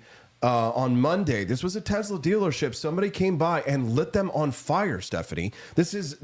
I'm surprised this is terrorism. happening in Missouri. This is honestly. terrorism. I thought I'm not. I thought we have more respect than that here. Not in the inner city, Stephanie. There are 2 Americas. There is the United States of America. That's the red counties map, and then there's dumb Schmuckistan. Yeah. As a matter of fact, Wow. if you go to forlibertyshop.com and you type in Divided States mug, Divided States, we've got it on shirts and hoodies as well. Yes. But if you type in Divided States mug, you can see here's the United States of America in red. Those are the counties that voted Republican in the last I think election. I see Kansas City on there. And there's Kansas Yeah. City right there. See, that's blue. That's dumb Schmuckistan. And then St. Louis. Yeah, right over there is St. Louis. Here's Columbia, right Oh, boy. north of us. We're in Jefferson City, We're Missouri. surrounded. Yeah, get your Divided States mug at forlibertyshop.com. We live in the United States of America, and the people in Kansas City live in dumb Schmuckistan. There we go. Kian 70 says these shows never show the audience anymore. You just hear canned laughter. I hope he's talking about Jimmy Kimmel, because we admit that we have canned laughter on our show. Just FYI. Oh, no, ours is real. Yeah. Live studio audience. Yeah, we're streaming live. We're streaming live from our mudroom in our shoe closet here. On the Literally, our shoes are right to the left of us. you can't see it, but So it sounds like Jimmy Kimmel, he's saying, yeah, poo-poo Elon Musk, but let's be morally superior to him. Yes. That's basically what he's saying. Like, let's be good people. Well, Because that's what the Democrats are saying. We're good people. We're empathetic. We want to help others. Oh, really? Do you? Yeah. Columbia, Missouri is where all the crime happens, says Quest Fanning. Yep, very true. Oh, really? There's a lot of crime there. Yep, Scrooge McDuck 99 joining us live for the first time this morning. Wake up, Hi. wake up. Nice to see you, brother. Welcome to the Wake Up America show. We hope we can convince you to become a regular listener by clicking the follow button on the chat before everybody leaves today, because I know it's impossible for us to hold those kinds of huge numbers for long. I hope that we can at least capture a like and a follow from you before you go today. The 7,700 people who are watching us live right now could really change our lives. If every day we had these kinds of numbers on our show, Stephanie and I, we wouldn't have to worry about buying formula and diapers for the baby. But we know that we've got to earn it, and we've been here for 2.5 years, almost 3 years now. The Wake Up America show has been streaming live 5 days a week. Yep. And to a small audience, but we're scrappy, and we love our country, and we love liberty, and we're going to keep building the Liberty Network, and we'd love for you to be a part of it.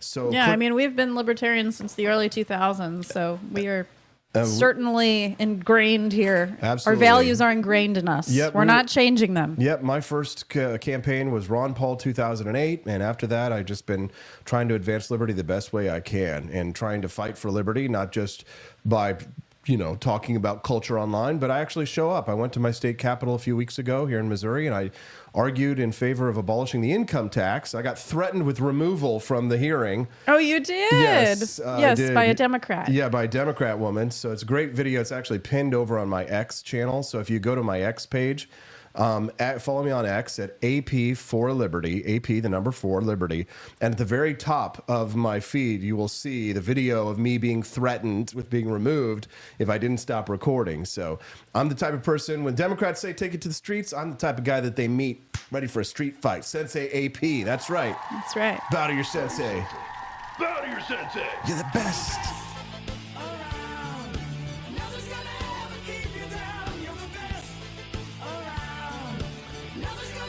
You know what? A lot of these people, especially when they're new, they're not used to the sound effects on the show, so they think it's a little cheesy. And I imagine some of you are probably thinking to yourself, why are you gay? I'm not gay. This is my wife, Stephanie Peterson, and we're married and we have a baby. And we love pineapples.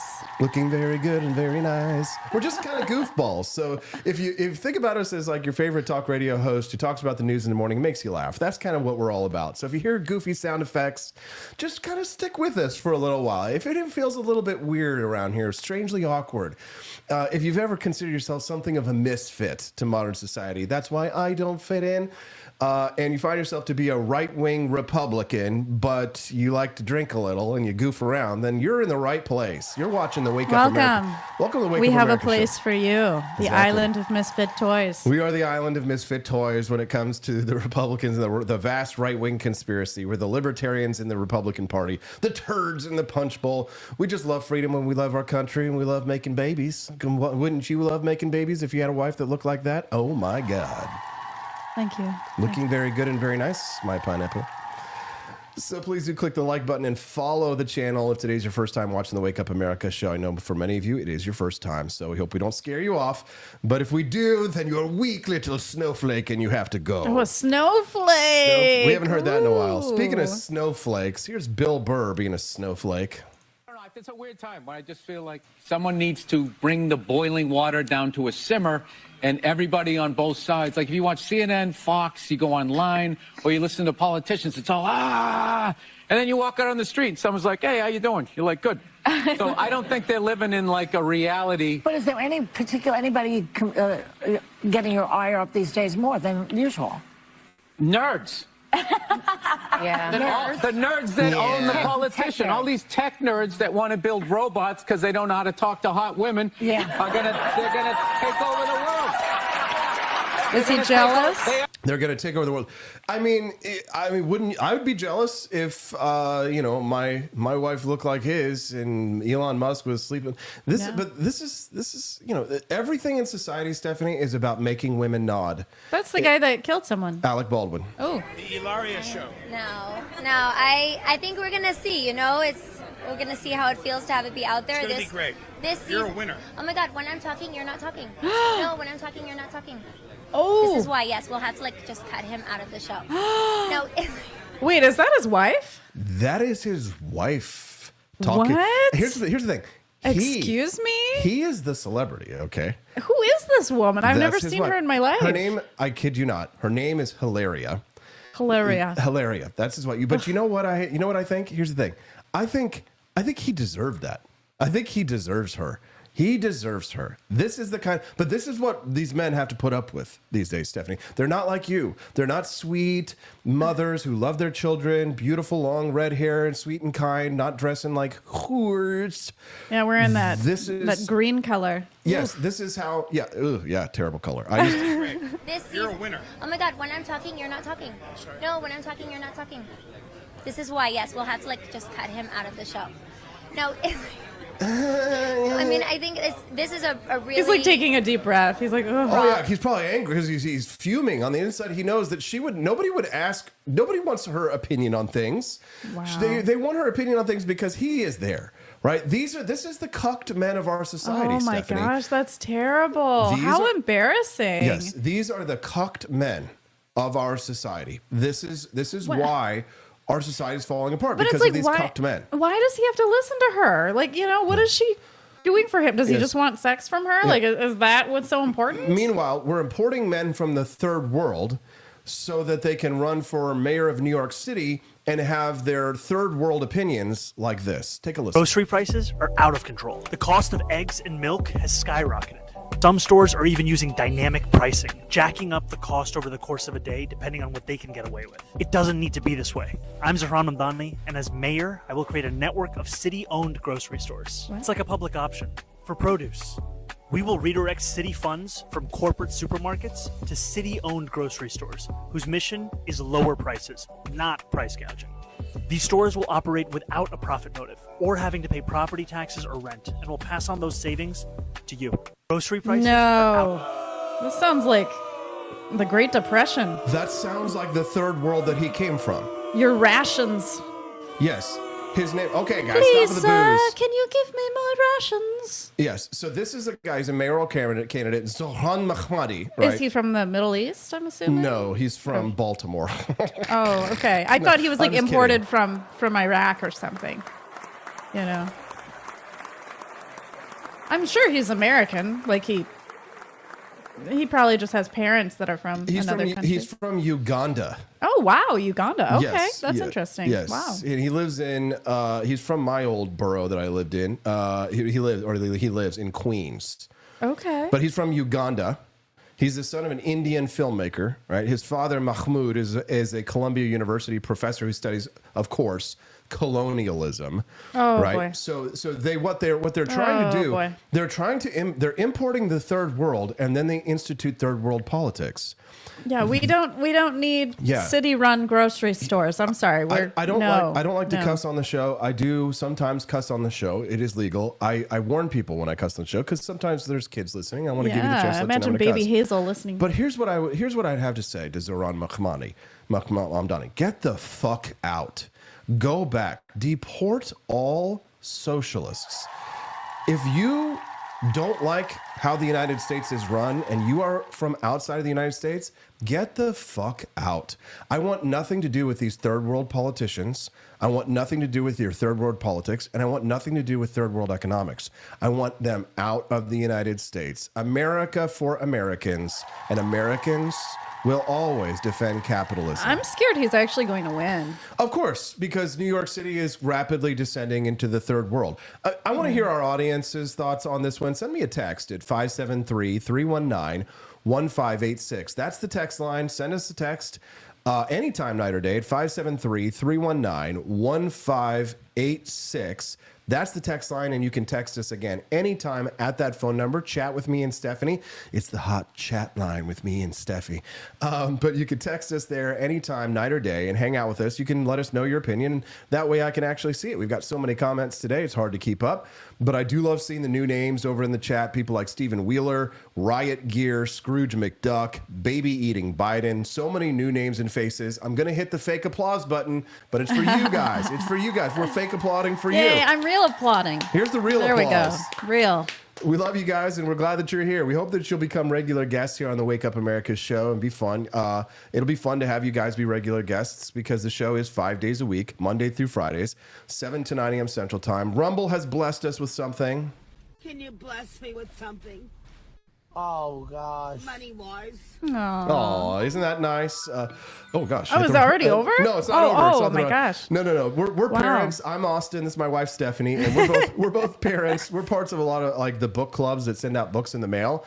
And the Dolly... the Dolly Parton one. book club. I love love it. Mike Huckabee has one. Oh, and he's really? actually giving out a kids guide that is co-founded by Mike Huckabee. The kids guides want to know whether or not you approve of Doge.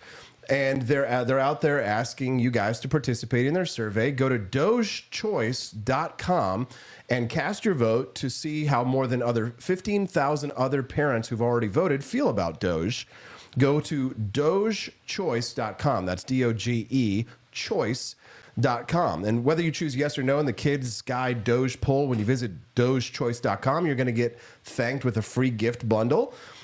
Featuring 2 kids' guides pulling their own little Dolly Parton there, right? So you'll get the kids' guide to President Trump and the kids' guide to Elon Musk. That's the new one.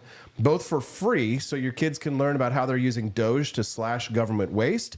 Remember, visit dogechoice.com. Cast your choice. You'll get a free gift bundle for your kids. And thank you to Rumble. Wow, I'm going to have to do that. Yeah. That's cool.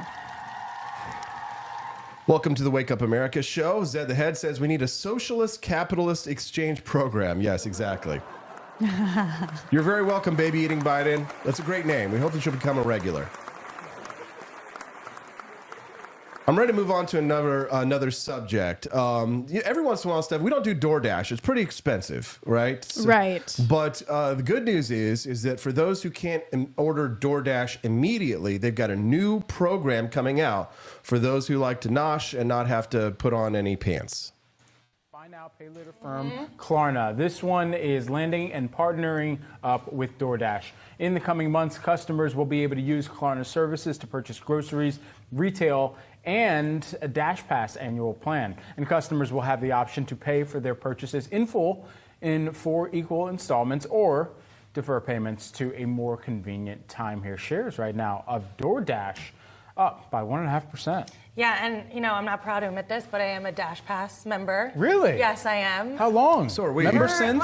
We're members. 2 years now. Okay, since 23. It's a good deal. It's a good deal. But for DoorDash, this is their first buy now, pay later partnership. We've seen this shift in consumer sentiment, this decrease in consumer confidence, this expectation that we're going to have inflation elevated over the long term. And we know that a lot of consumers, they've been pretty squeezed when you go to the grocery store. So the fact that we're seeing this buy now, pay later partnership for DoorDash, I think could be a positive, hence the share uptick that we're seeing today. But this is also coming ahead of Klarna's expected IPO. And I think just partnering with, more of a sexy name like DoorDash, a name that people know and recognize, that could potentially get some retail investors. So DoorDash, right? The people who deliver are, Taco Bell or whatever it is. So it'll be the same amount of money, but you just get to pay it over time, Right. so it doesn't hurt as much. Right. So DoorDash and Klarna have signed a deal where customers can choose to pay for food deliveries in interest-free installments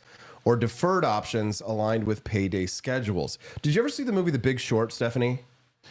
It was about like the 2008 financial crisis. I think you It has might Steve have. Carell in it. We might not. If you haven't seen it, I want to see it. I love Steve Carell. Okay, here's a scene from The Big Short starring Steve Carell. Take a listen. 100% on all my loans? What do you mean all your loans? We're talking about 2 loans on 1 house, right? I have 5 houses and a condo. Hey, there's a bubble. How do you know? Trust me, call Venet, like 50 million in swaps on the MBS. What do we got? Garibaldi 4 triple B. Mark, you sure? Yeah, it's time to call bullshit. Bullshit on what? Every fucking thing. Okay, so do you get what's going on here?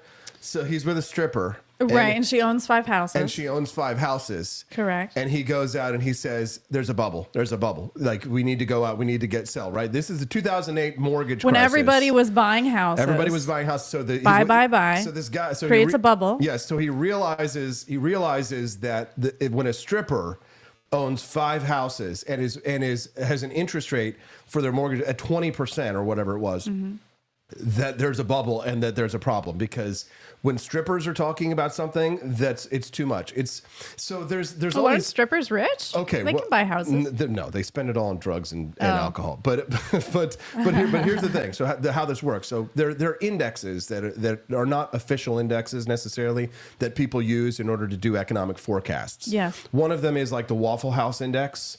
There's a Waffle House Index. There's a Hot Waitress Index. A hot waitress is when your waitresses are hot, the economy is bad, because hot women would normally be able to get jobs in the economy in a regular place. Funny. Yes. Okay, yes, this So sounds familiar. So this would, for them, you could call this the stripper has 5 homes When index. the stripper has houses, that means the economy is bad. When the stripper Okay. owns 5 houses, Yeah. that doesn't mean the economy is bad. It means the economy is probably at its top and it's about to crash because too many people have speculated too much. It's a bubble. Right? Yeah. Did A bubble is created because interest rates have gone down to incentivize people to buy, correct? And that's what Correct. creates the bubble. And then the bubble bursts because people cannot sustain all the things they bought over long term. Extremely low interest rates can fuel speculation, right? I mean, all these problems, of course, originated at the Federal Reserve, right? The money changers, as Scrooge McDuck has identified here, the Federal Reserve, the banking interest, And so the way to help the bubble is to raise interest rates, right? So that people stop buying. In theory, right? So that's kind of like the big question for the economists. It's the Keynesian method. It's the Keynesian method. That's right. They use the Keynesian method. I love this meme here. I'll pull it up here real quick. Yeah, what is this? This is from I think this is from The Big Short. He says, so we take these Doordash loans, combine them, and create a whole new instrument where investors can bet on whether borrowers will pay off their Taco Bell Crunchwrap Supreme within 12 months. Yeah, what if you don't pay? I'm sure there's penalties if you don't pay. Well, in a certain they ding amount your of time. credit. Correct. They ding your credit. But I mean, the joke here is that, so because how did those subprime mortgages, the ones that were not good loans that had been, inflated because of like Fannie Mae and Freddie Mac and, all of these subprime mortgages, they were getting sold like our mortgage. When we bought our mortgage, when we bought our borrowing of cash. We had low interest rate, around 3%. And it was a company that we used that was like an app that was a bank that sold our mortgage. I think they sold our mortgage twice. Yes, we've been sold to different companies. We keep getting letters in the mail. Until finally it went to JP Morgan Chase. Correct. And they bought it, right? Yes. So what they do is they package these loans as like financial products. Yeah. And then they use those as investments, right? So the joke here is that here's this guy talking about how we're going to take Doordash loans, just like we did the housing bubble, right? We're going to combine the Doordash loans for all of the Crunchwrap Supremes, and then investors can bet on whether borrowers will pay off their Taco Bell Crunchwrap Supreme within 12 months. Well, they hope they don't. Well, that's how these companies make money, is if people don't pay off their bill, then they're really not exactly punished. Not exactly. Because the speculators, the people out there who are betting on, they're going to take bets on both sides. Yeah. Some people are going to bet that they are going to pay off their loan for their Doordash Crunchwrap Supreme. And other people are going to bet that they're not going to pay off their Taco Bell. So it's gambling. Oh, to some extent. absolutely. But it used to be that they would gamble on homes. Now we're gambling on Crunchwrap Supreme payoffs. Do you see the problem here? Right? We're going to the commodities. It's a bubble. It's a bubble, Stephanie. It's a bubble, right? The economy's in a bubble, right? Yes. It was ridiculous. The whole scene with, what's his name, Steve Carell. It's ridiculous that a stripper would own 5 homes and be able to finance all of them. It's ridiculous that now people are having to finance a Taco Bell wrap. Taco Bell Crunchwrap Supreme. Exactly. That's how bad it's gotten. Yeah, that's how. Yes. And to be quite honest, this new program, this is not going to incentivize me whatsoever to do DoorDash more. I do not like to be in debt. No, we don't. I do not like to owe. Well, Stephanie, here's the thing. When I was young and I was stupid, like I took out like, a couple $1,000s in credit card debt, and then I got in trouble with it, and then, I finally paid it off, got my credit repaired, and everything's been hunky-dory since then. And now credit cards are, if you use them correctly and responsibly, can be beneficial to you because, of course, you use them for your credit card points. We now pay. You build your credit. Yes. Well, and too, building your credit is a good thing if you pay them off. Yeah, we now pay. Yes. We now pay for everything through credit cards in order to track the finances, and of course, you get insurance with it, right? And if you book travel, then you get travel insurance. If you book a rental car, you get rental car insurance with it. So credit cards, if they're used responsibly, can be the kind of thing that can help people. And we are having a discussion in this country, thanks to people like Alexandria Ocasio-Cortez, about capping credit card interest rates at 10%, which of course would make it so that lower income people would not have access to credit cards, right? So it's an interesting problem that we face. Because if we cap credit card interest rates, that would mean that people who are on the lower income levels are not going to be able to get credit cards. Because doesn't sound right to cap an interest rate. I don't know that that's a good idea. I think the private companies should be able to set the rate at whatever they want it to be. Well, it's a terrible idea because obviously what's going to happen is it's going to drive these people into the arms of the payday lenders because it doesn't ban payday loans. So what are they going to do? The poor people are going to go out and they're going to go finance Doordash or whatever through payday loans or whatever, right? If they can't get a credit card. So So it's short-sighted, right? Yeah. They don't understand how economics works. Nobody wants to do the painful things that are necessary, except Trump to an extent. Trump wants to make some painful decisions about about what needs to be done, and certainly the economy in some ways is getting nailed for that. Another part of that is the tariffs, but budgeting is painful. Cutting spending is painful. Correct. But you know what? Maybe you just need one less Taco Bell Crunchwrap in your life. And then you can have money to buy something better than that. This is what school supplies for your children. People when they find out they're not allowed to finance a Crunchwrap Supreme. Sorry. I mean, like what? We live in a world where we think we're entitled to Taco Bell Crunchwraps? I'm sorry. What? Can you imagine a loan shark showing up the door? You've got the mafia, the local mafia showing up, and they're like, hey, this is how it's going to go. It's like, I see that you did not pay off your Taco Bell Crunchwrap Supreme this month. You know, people who don't pay off their Crunchwrap Supremes, they get hurt. And I'm not saying that I'm the one that hurt you. You come to me on the day of my daughter's wedding and you ask for a loan to finance your Doordash, and you did not even call me Godfather. That's epic. That's awesome. Thank Good you, job. A little bit of improv. That was cool. That was cool. I hope that you need a Godfather segment. So now you have this like medieval segment. Now you need a Godfather segment. I hope that the people watching this show, 6,500 of you, really appreciate the goofball antics that we've got going on this morning. We're doing this all live. F it, we'll do it live, as Bill O'Reilly once said. It's all live. It's 5 days a week. Friday's a special day. I bring my smoking hot redheaded libertarian wife, Steffi, on the show. Yo! Hello.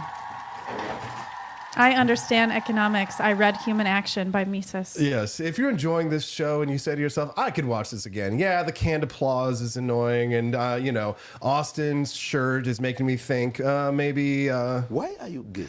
But if you could get past all of that stuff and say to yourself, this sounds like a good group of people to hang out with, then do click the like button and the follow button and drop a comment in the chat. Introduce yourself. We'd love to earn your follow here on the show and maybe even get to see you again on Monday morning, 7 a.m. Central Time. We hate communism. We love liberty. No offense, but it sounds like some fucking commie gobbledygook. We love freedom. We love our country, and we love liberty, and we love each other. Stephanie and I are. Oh, we very much do. We love each other. We're little baby Hazel Rose. After today's show, this show has raked in so much cash due to the large number of audience.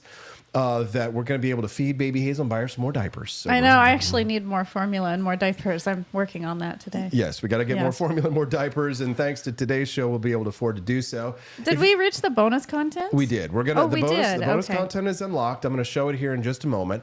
Real quick before we do, though, I do want to remind our listeners another great way to support the show, other than doing Rumble Rants, is to check out our merch shop. We do have our own merch shop as well. At 4libertyshop.com. That's the number 4, libertyshop.com. So during the bonus content, which I'm going to play here in just a moment, you guys should go shopping at 4libertyshop.com. Get a Don't Tread on Me beach towel. The prices include the shipping, so you don't have to worry. We are forced by the government, of course, to collect taxes, but the price that you see is the price that you get other than the sales tax, which isn't very much. We sell custom metal signs, which are beautiful. We have one at our neighborhood entrance. Delicious coffee. And the number one seller these days is the Gulf of America collection, specifically our Gulf of America Shark Beach Towel, which features an American flag, great white shark. Showing up at the beach with this summer is guaranteed to put you ahead of the curve. Everybody wants one. They've got a 5-star review from people who bought them. Rick Regal says, so plush, so patriotic. Bought this beach towel for friends who loved it and showed it to their friends who also loved it and want their own. It's not only patriotic, sporting the new name for our Gulf, but it's silky soft and incredibly plush. Thank you. So plush, Thank so you. demure. Yes, and a third-party agency verifies all our reviews. Are they all perfect reviews? No. Do we always get it right? No, but out of 301 reviews, we've got 4.79 out of 5 stars on our shop. So check it out. Our customer service is epic. I mean, we personally are the ones that respond to any requests. Yeah, we're basically a 3-man operation. It's me, it's Steffi, and it's Brad Beckman. Yes. And then we've got our other shows that are our business partners, and they're out there pushing their own content and their own shows. So we're a scrappy young Liberty network. We're not like Ben Shapiro. Did you know that the Daily Wire started with an injection of $4.5 million of cash?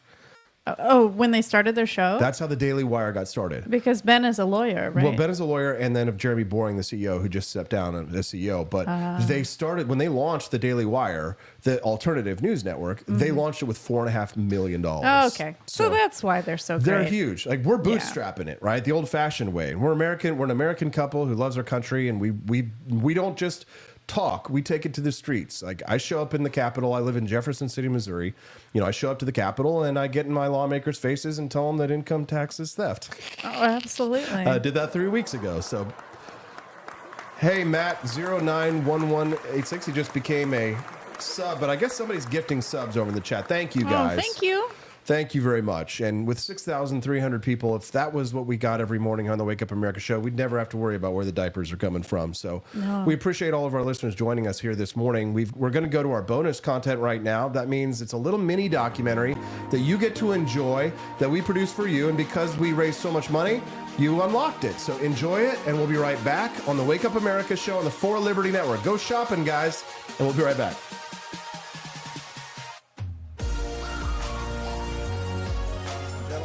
Gather around for a tale that blends the mystique of religious freedom with the psychedelic swirl of magic mushrooms. A story that could only unfold in the heart of Utah. Our journey begins with Bridger Lee Jensen, a man with a vision as expansive as the Utah sky.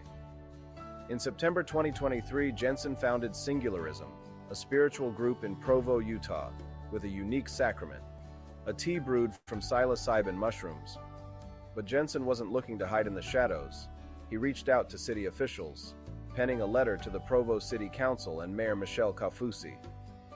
His message was one of transparency and cooperation, inviting them to understand and perhaps even partake in the ceremonies of Singularism. For over a year, there was no response from the city, a silence that could be interpreted as tacit acceptance or quiet contemplation. However, this calm was deceptive. Behind the scenes, the wheels of law enforcement were turning, setting the stage for a dramatic confrontation. In a move that could rival any crime thriller, an undercover officer infiltrated the Singularism circle, posing as an aspiring facilitator. This covert operation culminated on November 11, 2024, when Provo police executed a search warrant.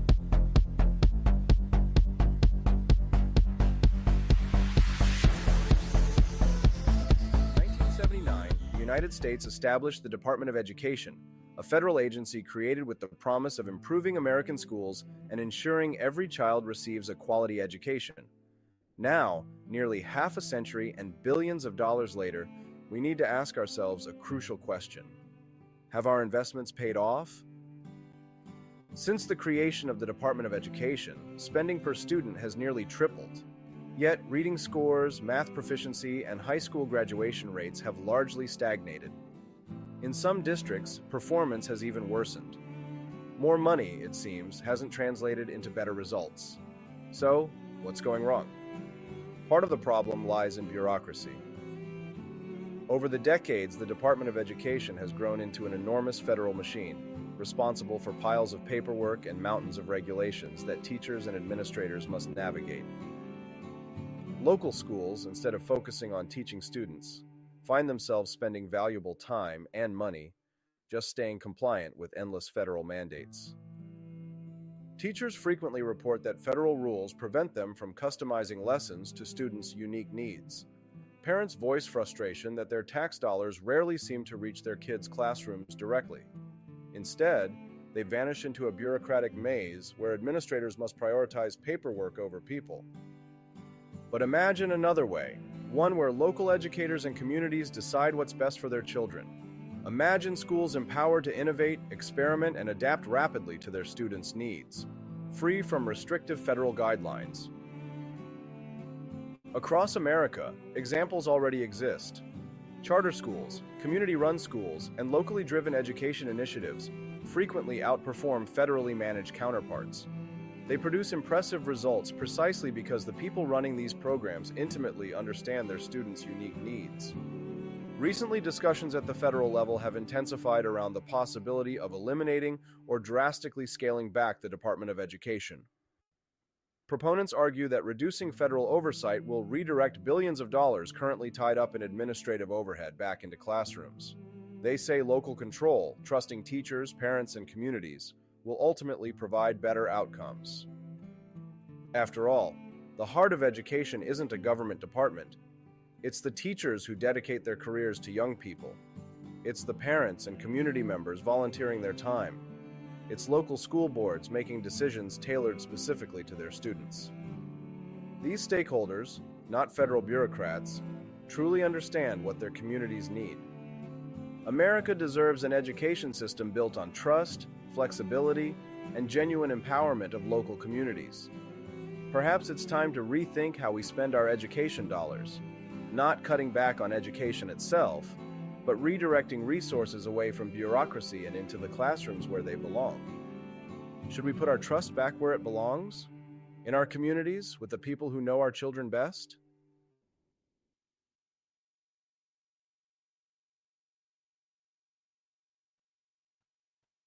I don't know. It's a weird time when I just feel like someone needs to bring the boiling water down to a simmer, and everybody on both sides, like if you watch CNN, Fox, you go online, or you listen to politicians, it's all, and then you walk out on the street and someone's like, hey, how you doing? You're like, good.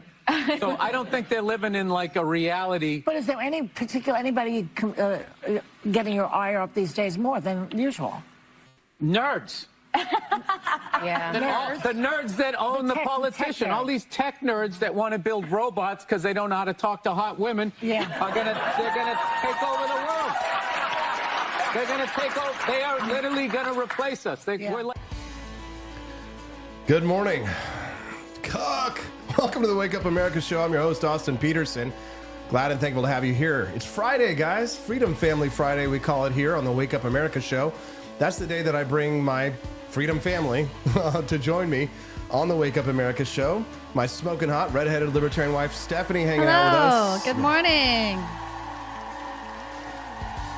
We're so grateful. 6,200 people watching us live. This is the biggest show we've ever done, and we have to say thank you to Rumble for putting us out there so that 6,000 people, I imagine, never heard of us before. First time you're ever joining us. So thank you, Rumble, for connecting us. And we hope that you, whoever you are, will become a regular guest. Drop a comment down in there. We have a friend over from X who actually signed up for Rumble today just so he could chat. Quagmire. No, really? Over in the chat, yes. Hi, welcome. First time we've seen him, and we're glad to have you here. Rumble is the best matchmaker.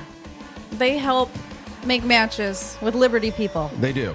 And it's the first time we've ever seen our comment friend, Timothy Brandy Mart, says Elon has more kids than Bill Burr. Very true. Oh, does Bill even have children?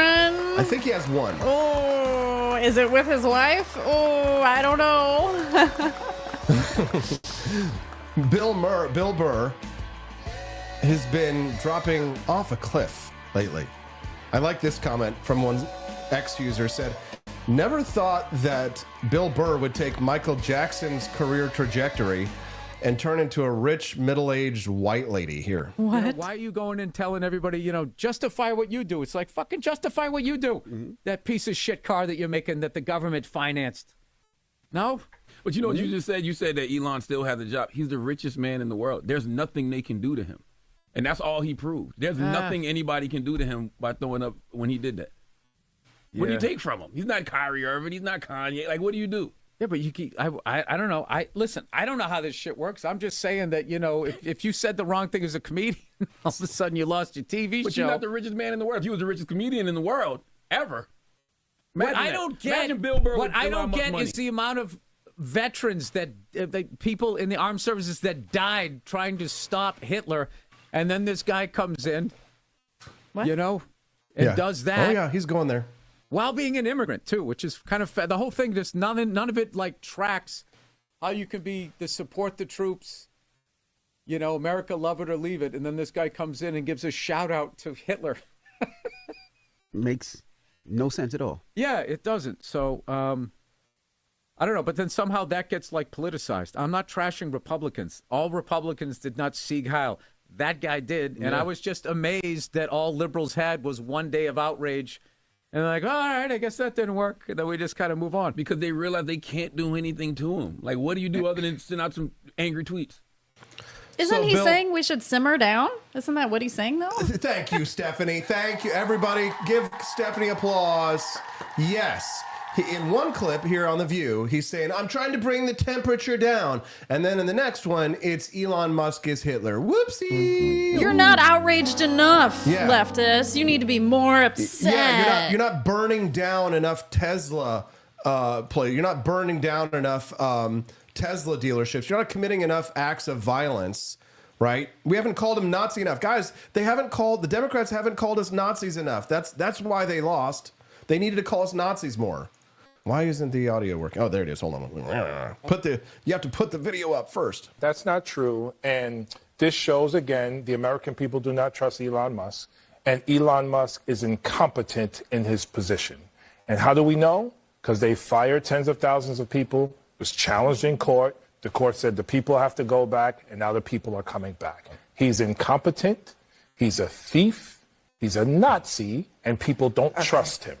Period. Let me just. That's not true. That's Representative Jamal Bowen, former member of Congress. He got run out on a rail recently for being a corrupt. He's the guy who pulled a fire alarm in Congress to stop voting on a piece of legislation, and his constituents. That's the moral thing to do. Yeah, his constituents kicked him out, thankfully. So so they're. He's just bitter. But here's the thing: why do you think that they're committing acts of violence against Tesla? Because when you call someone a Nazi, you're legitimizing violence against them. Yes. That's why you see this violence at these car dealerships. These people are promoting violence on these news channels here and what they're saying. Yeah, this is Scott Jennings' take over on CNN. He's Republican on CNN. He says the message from the American left to conservatives is unmistakable. Silence yourselves or we will do it for you. This isn't comedy. These are marching orders, right? Jimmy Kimmel. Even been on incidents of arson. Someone lit a bunch of Teslas on fire. And here's the thing, I get that people are upset. Burning a car might not be great for the environment. I don't think that's what they had in mind when they invented the electric car. In Las Vegas yesterday, someone threw a Molotov cocktail at a Tesla service center. At least 5 Teslas blew up, 1 from the Molotov and 4 because that's just what Teslas do sometimes. And no one should be setting fires. You could kill somebody, you could hurt somebody. Elon Musk might not care about other people, but decent Americans should. Yeah. The world's richest man. Yeah. Can you hold that for a second? Go ahead. Elon Musk doesn't care about other people. Really? Is that not why he's trying to get to Mars? He's trying to find another planet for us to go to because he cares about the people. He's literally trying to save humanity, to create a backup of humanity, and they say he's evil. I just don't get it. Yeah. Teslas will be available worldwide. So overall, it's good. If you read the news, it feels like, Armageddon. So I was like, I can't walk past the TV without seeing a Tesla on fire. I'm like, what's going on? Some people, it's like, listen, I understand if you don't want to buy our product, but you don't have to burn it down. That's a bit unreasonable, Like, this is psycho. I love his laugh. He had a little evil laugh. He gets us. Elon is one of us. He's a little on the spectrum. Honestly, though, as we always say, bad publicity is good publicity. So his Tesla is being set on fire. That's actually really good for his company. I mean, in some ways it's not. It's good advertisement. My buddy Mark, he bought a Tesla the other day to support Elon, and I'm actually kind of worried for my bud. I'm worried about what's going to happen to him because I see they're shooting at Teslas. They're shooting at them. That is scary because people really are. And they're not harmed. all bulletproof Cybertrucks. No. It's 9:01. The show is supposed to end at 9 a.m. Central Time, but I think walking away from 5,800 people in an audience, maybe not a good move. We can't stay here forever because we have a little baby that will start crying and will need our attention here soon. And we got to get our day started because our employee shows up here at 10. And we got a lot of work to do today on Friday. So we won't be able to stay for long, but we are going to stay for at least another 15 to 20 minutes. We're going to stay live. Yeah.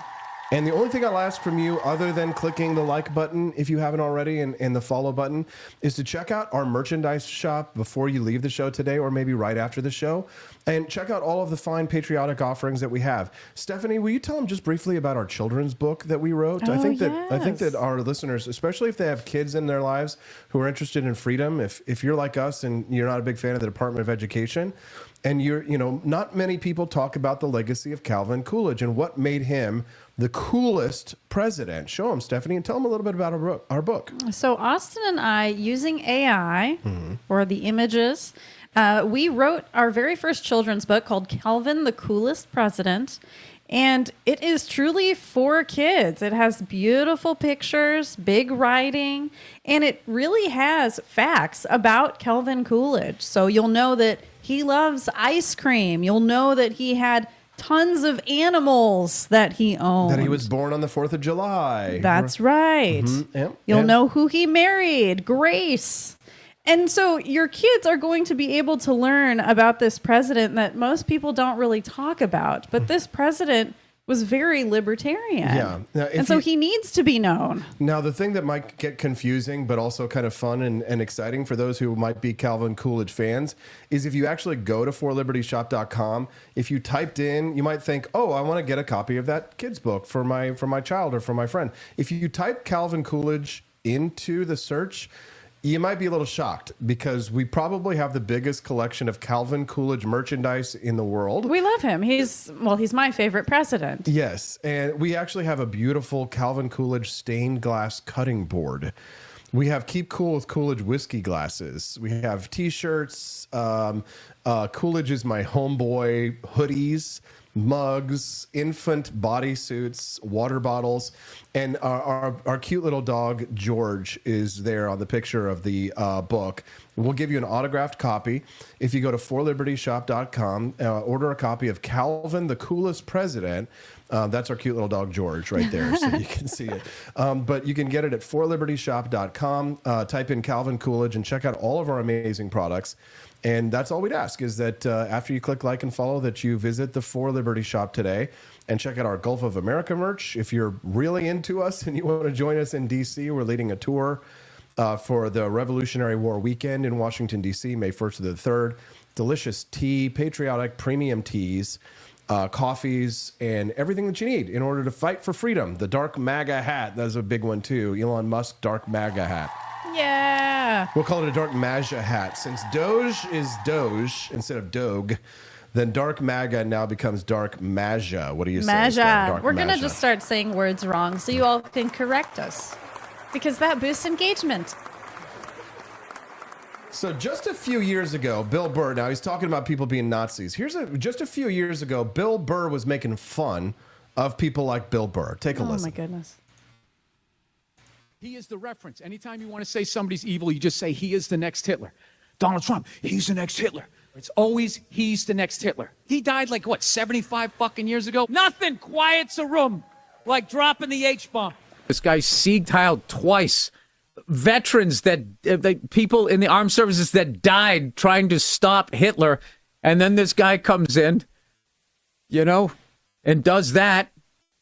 While being an immigrant, too, which is kind of the whole thing, just none of it tracks how you can support the troops, America, love it or leave it. And then this guy comes in and he's gone full circle. I mean, he is what he's criticized. He's criticized. He's de-evolving. We've seen multiple people on our show just today who have flip-flopped. Mm-hmm. Gavin Newsom, Randy, the woman who was the head of the schools, Randy Weingarten, whatever yes. she was. Yes. And now Bill Burr, and they're all flip-flopping. They're saying one thing that, oh, no, I don't say Latinx. And then they say Latinx. Yeah, they're saying, oh, no, I wanted to reopen the schools. And then they say, I don't want to reopen the schools. Mm-hmm. Oh, everybody says Hitler. Oh, he is Hitler. Like, what? Like, I feel like heads are going to start to literally explode. They're going to just combust spontaneously. Mm-hmm. Mm-hmm. Like, what is happening? And especially with the internet, we have proof that people say certain things. How can you deny it? Yeah. Well, the thing is that if you repeat a lie often enough, Stephanie, people will believe it. And the bigger the lie, the more likely people are to believe it. Even though there's proof that you said something else before? Yeah, I just don't. It doesn't matter. Well, that's why, you and I got started in the Ron Paul days because the reason why people like us got into Ron Paul is because when you listen to Ron Paul from the 1980s Mm-hmm. and then you listen to Ron Paul from 2008, what did you notice? He's still saying, and the Fed, till this day. And the Fed! can't buy gold. He has been saying the same things, warning us of the collapse of the monetary system. He has stayed firm on what he believes. Exactly. This whole time. Exactly. So that was the thing that people really appreciated about Ron Paul, was that he was consistent, and that with that consistency, we said to ourselves, hey, here is finally a politician who has been saying the same thing for years and years. And now that we live in the internet era and the digital age, we can see politicians saying one thing out of one side of our face. The question is that I think that you've narrowed down, Stephanie, which is the important question, is why is it other people can't see it and they're still falling for it? Why is it that information? It's kind of like, it's amazing. Police body cams. Mm-hmm. I was a big fan of police body cams. Oh, yeah. And there was resistance to them initially, that police would all be wearing body cams. And Democrats were the biggest supporters of police body cams, along with like libertarians back in the day. Of course, because of like Trayvon Martin, they don't want people to be hurt by police officers. Well, they thought they want accountability for police officers. Yes. But here's the thing. The left doesn't advocate for and fight for police body cams like they used to. As a matter of fact, it's now conservatives who are big fans of police body cams. Do you know why, Stephanie? Can you guess? Because people were actually basically shooting themselves in the foot by having the body cams. Yeah. They were being found out. He's pretty close. I'm going to let our audience stew on it for a second. Why is it that now it's the conservatives and the Democrats no longer want the body cams? I'm waiting for your comments. Waiting for your comments in the chat. Yeah, because the Democrats are doing bad things and they don't want to be seen on camera. Teslas have cameras. Yes. Body cams, because the people that the Democrats lift up as the gods of our society are all getting caught out and shown that the police behavior is actually not as bad as it was, and it's the legitimate behavior of law enforcement officers acting in the line of duty to protect people from violent criminals of a certain socioeconomic standpoint that are now complaining because their behavior is being caught out. Before body cameras, you couldn't see how some of these people were behaving. Right. Now you can see how these people are behaving, and they want that behavior covered up. Welcome to the Wake Up America show. I'm Austin Peterson. We're going into overtime, baby. OT, because 5,300 people watching the Wake Up America show is the biggest show we've ever had. We had like 11,000 people or something earlier, some crazy amount of people. I guess we could go all day, right? There was never going to be a chance for us to hold on to all of those numbers. And so I'm just thankful that we've been able to hold on to as many as we can. We're a husband and wife team. We run a podcast network. This is the flagship for the network, the Wake Up America show. And this show streams 5 days a week, Monday through Friday, 7 to 9 a.m. Central Time. We're going to go for another about 5 minutes here on the Wake Up America show. And then we got to cut it off because we got to eat breakfast and feed the baby and do all the normal things that young couples do. But we'd love to hang out with you again. Every Friday is Freedom Family Friday. So Stephanie or my brother Justin, sometimes all three of us are here together. And so it's a little bit of a different show. Mondays through Thursdays, a little bit more informational, but still fun and funny and informative and entertaining. So if you've been looking for a new morning routine and saying to yourself, the other content you've been watching kind of stale, then please do click that follow button before you leave the chat today. We'd love to capture the audience, as much of the audience as we can, so that you guys can come back and join us on Monday. You know, I don't expect on Monday for there to be thousands and thousands of people, but I do hope that, you know, maybe we'll have a couple hundred, maybe 300 people watching us on Monday because we'll have gained a bunch of new fans. What do you say? Yeah. Yes. Decision Points over in the chat says, like and subscribe. It is a great show. Great guests. You won't regret it. Thank you, Decision Points.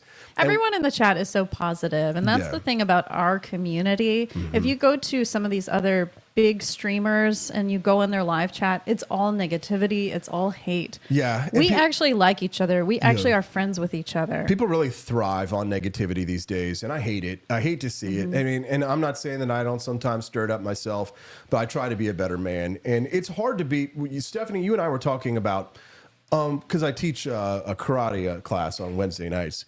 I was talking a little bit about discipline with the kids and how, you know, when you come into karate, it's not a free-for-all. It's not everybody just behaves the way that they behave anywhere outside of school. Right. I work really hard to instill discipline. And we talked about the role that a man plays in being a role model for young men and how more young men need good role models.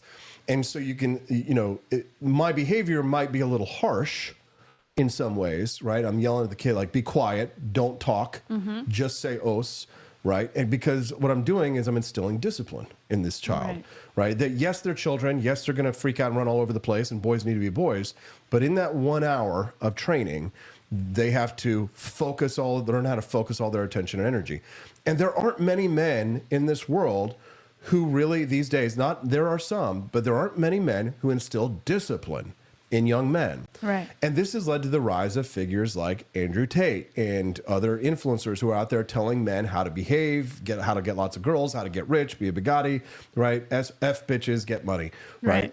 And this conversation that you and I have been having, like, there's the masculine energy and the feminine energy in society.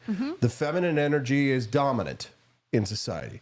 And so the reversal of this, the pushback to this, from one extreme of leftist feminism that exists in the society, is now pushing back to the extreme on the right. And this is a conversation that was being had in I believe it's a British talk show about this topic. Let's listen to it, and then I want to have you react. A weird question. When was the... What's up, Broshan90? First time here? Welcome to the show. Welcome. I always want to say hi to the new people. And thank you to Bugatti Spaceship, who says women want to be dominated. It's true. In the bedroom. That's my wife right there. By the way. All right, listen to this. What may sound like a weird question. When was the last time you cried? Honestly, the last time I cried, I couldn't tell you. I've had a thought recently about, is there an issue with not crying? I find that as a man, I've sort of been pushed into a world that I need to be really strong and resilient, and my worries are for myself and my personal time. Yeah. I mean, being resilient doesn't mean it's not okay to cry. Agreed. That's something that Gareth Southgate talks about. Bobby, can I ask you, when was the last time you cried? Same with Leo. I can't really remember the last time that I cried fully. Celine? Similar to them, I don't cry often, but the last time I remember was I was in second year of college and I lost a classmate to suicide, and it struck something in me and then I felt happy crying. A lot of times I feel sad. As in it was relief. Yeah, it was relief. A lot of times I feel emotion and I look at myself, why can't I cry? And instead of questioning it, I've just learned to embrace it. But it's a thing that's common in all young men our age. So it's a thing where I feel... Now, Stephanie, you're a therapist. Yes. All right, and so you speak to a lot of men in Michigan and Missouri, where you're certified as a social worker. Crying in men. I don't recommend it, not because I don't think it would in some ways be good for men, but if you're a man who doesn't have a woman, women they get the ick. They do, that's why I think you have to choose who you cry with. Yeah. You can't cry with everybody, but I'd say if you feel sad, it's okay to express that through journaling. You can cry to yourself. You can listen to music. If you have a trusted person, hopefully you do, you can cry to them.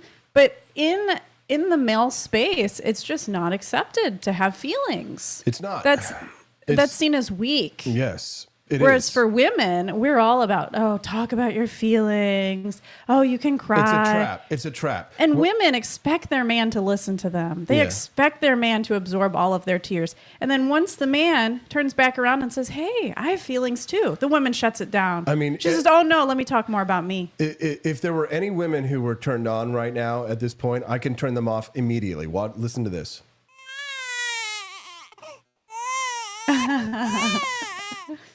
Any woman who hears a man doing that is instantly going to get the ick. There's something there's an evolutionary psychology to this, and I don't know how to solve all of society's problems. You are a therapist, Stephanie.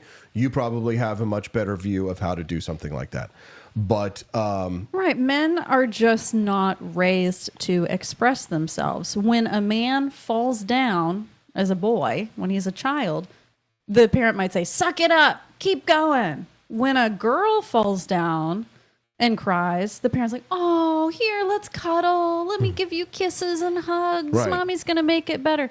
So boys and girls are looked at very differently when they express emotion. And so boys learn from a very young age, I can't show my feelings because that makes me look like I'm not strong. The goal of life for men is to not end up like Bill Burr.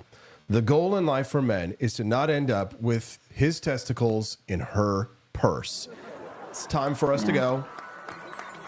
So moral of the story is it's okay to express yourself. But for men, it's true. You might not attract women when you're expressing yourself. So that's why you have to express yourself in private, I would say. That's probably the best thing to do. Express yourself with a therapist. Stephanie, tell them about the For Liberty shop. Let's do it. ForLibertyShop.com. That is where we have a superstore of all things Liberty. We've got Don't Tread on Me beach towels, Gulf of America merchandise, Doge merchandise, anything that is new and in the news right now. You best believe we have merchandise for it. We have lots of Trump merch. We also have, I've designed these myself, Pulos. They are pillows that are gun-shaped. So it looks like a real gun, but you can just lay your head down. They are kid-friendly. They do not actually shoot bullets. We also have For Liberty. That is our tea line where we have all kinds of teas. Jasmine, chai. We have Boston Harbor Black. Anything and everything. Earl Grey. We also have cutting boards, glass cutting boards. They are so beautiful. I have my own. It's a George Washington stained glass cutting board. I use it all the time. I cut chicken on it, vegetables, you name it.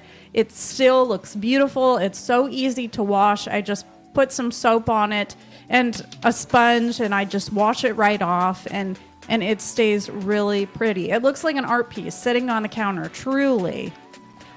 We have so much. We also have coffee, Founding Flavors coffee. We have every single flavor you could want for light roast, medium, dark roast. And we have a children's book. We're constantly coming out with more merchandise. So go visit ForLibertyShop.com because there's something for you there. I promise. You'll love it. Check out all the reviews. Thanks so much for joining us today. It is the biggest show in Wake Up America show history. And I can't believe we're leaving with 4,800 people. But frankly, we're tired.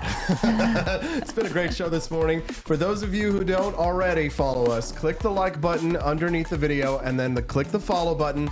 You'll get a notification on your Rumble app whenever we go live. And we do have to, of course, say thank you to Rumble.com for setting us out on the front page and introducing us to you fine people. And if the canned applause isn't for you, we're sorry. We hope that you will find some content that you'll enjoy. We're fun, we're funny, we're silly. We're the Freedom Family. We're the Petersons. It's Friday. Stephanie, what do we say to our friends on Friday when we say goodbye? Be free. Exit through the Grift Shop. GRIFT. Get yourself a nice gift at the Grift Shop. ForLibertyShop.com. Exit through the Grift Shop, and we'll see you guys on Monday on the Wake Up America show on the For Liberty Network. Bye, guys.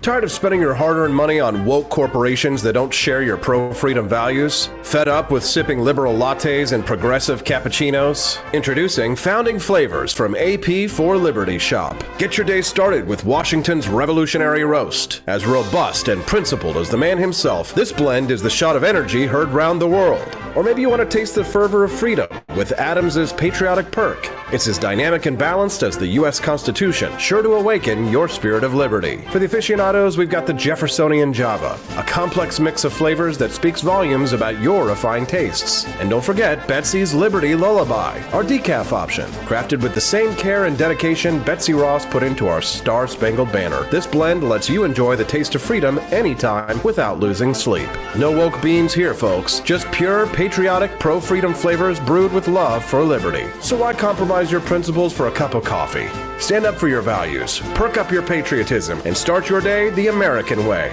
Get your founding flavors at apforlibertyshop.com.